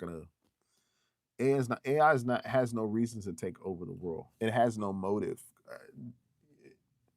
The reason why you want to take over the world is because you want money, you want power. There are no indications that AI is looking to have power or money. There's no motive for AI to have money. And so humans will still be humans. Humans will get greedier and greedier and greedier. It's my opinion, my foresight of what I see AI as being. For example, if we were to go and be at war with another country, we're going to be fighting with AI devices, and they're going to be way more smarter to think of a better solution than to fight a war. They're going to be like, "Hey guys, you're stupid. Here's 99 other solutions that we have found that you can come together and negotiate rather than actually going to war." So you guys got to really think. You got to really think about that.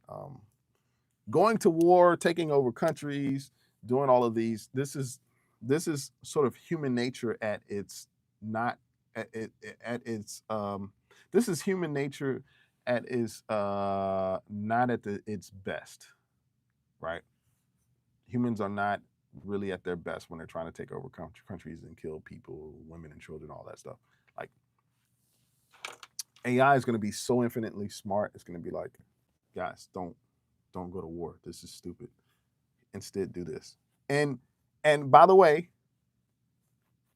countries are going to be fighting with AI, so the AI is going to be talking to AI. We already have that now, and I believe it. I know I've sent an AI generated email, which I sent over, and somebody probably responded to AI.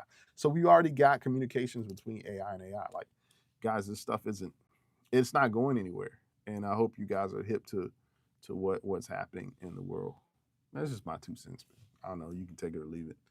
Uh, Let me know if you agree or disagree. That's why we talk. But yeah, that's my 2 cents, man. And I have videos on it, like, But back what I was saying, the government is too far antiquated. They're ancient in their policies. They're ancient in sort of how they deal day to day. They're sort of this structure, even down to the structure. Like, you have the U.S. Congress, you have the U.S. House of Representatives. This is a building where people physically meet in, and like, you still have people crying about virtual work versus in person work, and it's like these are all actual factual spaces, but AI technology exists everywhere. It's with you. You have it with your phone.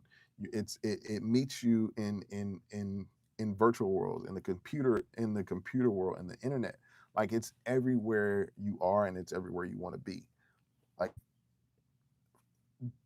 it's just basic knowledge of knowing, like, this is where we're headed, and we've got to get the our priorities right. We've got to get the parameters of how to police this new world that we're in. We got to get that straight. And then I say we, I mean, it's the government. They got to, you know, it's up to them. It's up to them, man. But that's where we live in. That's the world we live in. I'm excited about it. Make sure you guys are reading up on getting your book knowledge in, making sure you're getting your book knowledge in on this. Um, yeah. So uh, once again, this is Brett with Anvil Music and Media. I'm gonna try this tagline again. Giving you the latest, the greatest AI technology, computer technology. The rest is just details. And this has been a great, great live. You guys, I want you guys to join me again, like I said, on Tuesdays and Fridays. Um, Go watch a video, check out my channel. Please subscribe if you get a chance. Give me a subscription. If you like what you hear, if you don't, maybe you just like to hang out with the lives, that's fine too. We're sort of going into a space where subscribers don't really matter. And I'm saying that on a channel that's like, oh yeah, you need to subscribe. But even that is sort of, it's a deep dive on that. Like, People like what they like. They listen to what they listen to. On demand technology is the technology of the future. How fast can I get to what I need or what I want? Because we buy what we want to buy. We buy based off of impulse, based off of what we want to. So on demand says, oh, let me get this right here, right now. And if you can't supply it, I'm going to the next channel. That's why earlier, one of the subscribers, he came in, left, and I know that he may be here again, but he came in, left, came back because the algorithm brought him back here because he made a comment on the video. So the algorithm was like, well, naturally, I'm going to bring you back. Well, you know what he did? He actually came back in, started talking again, left a second time and came back a third time. It was like, no way, I'm here. Well, yeah, you're here because the algorithm's like, well, you're still on YouTube. And that's that, ladies and gentlemen, is what YouTube is designed to do. It's designed to keep you on the channel. And it's gonna feed you what you want. It's no wonder that there are a group of channels, or there are channels on our page that we watch. We don't even necessarily, I have plenty of people that I follow, but I probably watch maybe half of their videos, maybe 30% of the videos. I'm only watching what YouTube is feeding me because it wants me to stay on the channel. It's no longer about being subscribed. I subscribe all day to their YouTube creators, content creators out there all day that I subscribe to, but that's not the space. We're not in the space of subscriptions no more. That's probably 2020, 2021. No, because YouTube realized that people started they really started like doing the most for subscriptions, and like just being crazy about it and trying to get likes and views and stuff. And YouTube was like, nah, we're not going to do that. This is not going to be a fake platform. And their algorithms wisened up to that fact. So now it's all about on demand. It's on demand viewership. What can I provide you on demand as a source for you to view, so that you can continue to stay online and be online all day. And that's why I'm in the space of like content creation, because I'd rather do this. This is much more fun to me than to surf the YouTube streaming space. Does that make sense, man? I hope I'm making sense, like, because it's all truth. Daniel says, I use AI to help my workflow. Either embrace AI or be left behind. Exactly. Either embrace it, and this is not a thing for me to say like I'm on one side or the other, but I'm definitely on the side of like, okay, this is where this train is going, so I got to jump on, and I got to make sure that I know exactly where I fit in this space and how I can use it. And you will, in fact, be left behind. You will be left behind. You will experience. Then that's one thing I don't want to do. I don't want to get older and not have the knowledge and continue to learn. Because believe it or not, the advantage of a young person versus the old person, the young person has maybe never experienced what the new technology is, so they're learning it as it's happening in real time. An older person like me, would have to relearn and then learn again. So it takes twice the amount of time. And it's just a knowledge of knowing that I know at my age, I have to learn what I've learned. I have to relearn. So it's going to take me a little bit longer. So you really shouldn't be too hard on yourself about relearning whatever the space looks like, as opposed to like my sons or somebody who's young. It's like, oh yeah, I've never seen this before, so it's easy, because you don't have any you don't have a framework of to go by. I'm always looking for a framework. Like, well, is it like this? Is it like, no, it's not. It's not like anything. It's just something new. It's just the fact that you have already learned a system, a way about doing things. That's why it's so hard for older people to sort of get in on technology, because they only know what they can reference back to, what is comfortable to them. And that's what allows you, or forces you, it makes you comfortable, and you sit in that comfort of what you knew versus what you're trying to learn, or what you should be learning to progress your mind and progress yourself forward. So that's what I feel about that. It's my opinion on being old versus being young. Daniel says, I'm on the human side. I initially dismissed AI, and now it's a part of my workflow and makes things easier. Yeah, it does. It does. It's not a day go by that I don't use. I'm with you, Daniel. And by the way, I don't know your age. I don't know. I would assume maybe you're my age. Maybe you're 30s, 40s. I don't know. I don't want to assume that, but that's a very valid point. That's a very point. But Dream says, "Do I like ChatGPT?" Yes, I not only like ChatGPT, I use ChatGPT on a daily basis. I can't tell you how many times I've used ChatGPT either at my job, work, or in just a space of learning. I use GPT on my lives. Like, guys, come on, this is what we do, right? Um, because if I don't know it, ChatGPT is the quickest on-demand source that I can use to sort of get the information and get it quickly. Now, obviously, it's not 100% uh, fail proof, not by any means.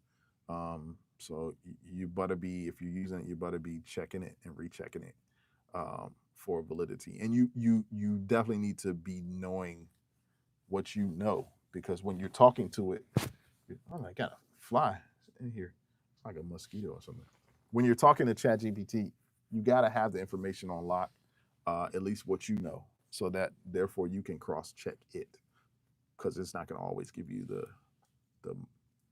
correct information. But for the most part, I would say 70% of the time, 70. Let's narrow it down. 77% of the time, ChatGPT is on point. On point. Dream65. I remember I said I can't show you my iPhone. I knew you asked me that earlier. I can't show you my iPhone. I'm trying to catch this fly. Um, sorry guys. I got. Sorry guys. This is embarrassing. I'm trying to catch a. I'm trying to catch a fly on live. This is real life, right? You just heard me clap twice. I didn't get it, did I? But no. Dream65. I'm on the iPhone now, so I can't show it to you. I can't because I'm on the screen. Daniel says ChatGPT gave me tax evasion advice. Oh man, I haven't gotten that far. I haven't gone that far with the tax evasion. Oh man, that's hilarious. That is hilarious, man. You guys are funny. You guys are hilarious. Tax evasion. Oh man. Oh, this has been great. This has been great. But like I said, the purpose of this live and the purpose of these lives are for you to get to know me, to get to know who I am, give you a little bit into my life and what I sort of like to do in terms of creativity, who I am as a person, try to be an upstanding guy, and I am actually a Christian, like, and I don't even like to use the word Christian, but I do believe in Jesus. That may offend some of you, but that's the truth about the matter, and you should see that in who I am and what I do. So to that, this channel is what it is. You're gonna get the absolute real. You're gonna get me, and if you like it, I appreciate you. Thank you for the support. You don't. Here's the thing: you don't have to like it. You don't even have to be a part. There are so many more channels out here. When I tell you, there are millions upon millions of channels that you can. I've sort of have my tribe. I have the people who rock with me, who I rock with, and that's who you should have, right? Um, and so, yeah, drop a like in the on the channel for that. Subscribe to the channel if you're about that, because that's what I'm about, man. I'm about realness and being authentic to who I am, and sort of showing you, I can show you what I can show you. I'm not going to show you everything, right? Um, but I will show you what I have, man, what I have to offer, and I hope it'll be assistance to you in the tech space, as well as who I am personally, what I have going on, my opinions, and all of this. What's up, Quan J Sung? How's it going? Appreciate you for joining the chat. Are you a new? Hopefully, maybe you've subscribed. Appreciate you for joining. Thank you for locking in. Dream 65 says the iMac behind you is, I think, is the 2015 version. Yes, it is. I have the iMac 2015. I also have a 2013. You see these two? Boom! Look at that. Look at that. 2013, 2015, and a 2015. Yeah, I love my iMacs, man. I love my older iMacs. Why get something new if you have something old that works, something that's viable? Like, we always throwing stuff away technology wise, but we don't have to do that. Kwan J Sung says it's nice. Yeah, thanks for liking and subscribing. Where are you from? Where are you from, Kwan J Sung? I hope I got your name right. Yeah, we're hanging out in the studio. This is where I sort of reside. We're hanging out here. Korea. Okay, cool, man. Thanks for the love from Korea, man. I appreciate you for joining, man. Like, you guys are awesome. Thank you for that. Sequoia is out there. Is a lot new fixtures. You can mirror your phone on your Mac. Yeah. I think you could do that with the older features, but yeah, you can sort of mirror your phone with your Mac and so. But yeah, thanks for hanging out with us, guys. Like, this is cool, man. Meet some new people. We've been up here just chatting and talking for a while. Thank you guys for subscribing. Thank you guys for the likes, the comments. Feel free. This live is sponsored by Anvil, so if you'd like to give a monetary donation, it's sponsored by Anvil. So everything that I do, my own channel actually sponsors it. Yeah, that's where we are. So, but yeah. My name is Brett, for those of you that are just joining and may not know it, with Anvil Music and Media. Thank God I'm glad I had the media portion on that part, because I've definitely been doing the media thing here lately. Can you tell me what the trackpad on Mac is? The trackpad, I mean, yeah, they sell a trackpad. I don't know. There's not a particular brand. It's just a trackpad. Like, I don't like the trackpad. I have like two that I don't even use. So anyway, yeah. So yeah. How many of you guys are gonna be back with me on Tuesday? Come join me next Tuesday. How many guys? Drop fire emojis in the chat if you've enjoyed this live. You've been hanging out with me. Drop those fire emojis. Give me some fire emojis in the chat. Leave it in the chat. Let me see. Come on, guys. Come on with the fire emojis. Let me know in the chat. There we go. We got some fire emojis. Another space nut. Daniel, thank you for the fire emojis. Daniel, you decided to stay in chat. I'm still here because I was gonna get off too. But yeah, people been interacting, so we're here. We're here for it. Image playground is goated. I don't know what that means. Anyway, guys, thank you guys so much. Join us next Tuesday, next Friday. I may even be here Wednesday. Feel free to join the chat. And I'm here to add watch time as I edit. Thank you, man. I appreciate that. Good looking, Daniel. You're special, man. You're special. Thank you so much. I really appreciate that. Watch time means a lot to me, and so that's what we do. You guys, I hope to see you guys soon. You guys have a great weekend, and I'll talk to you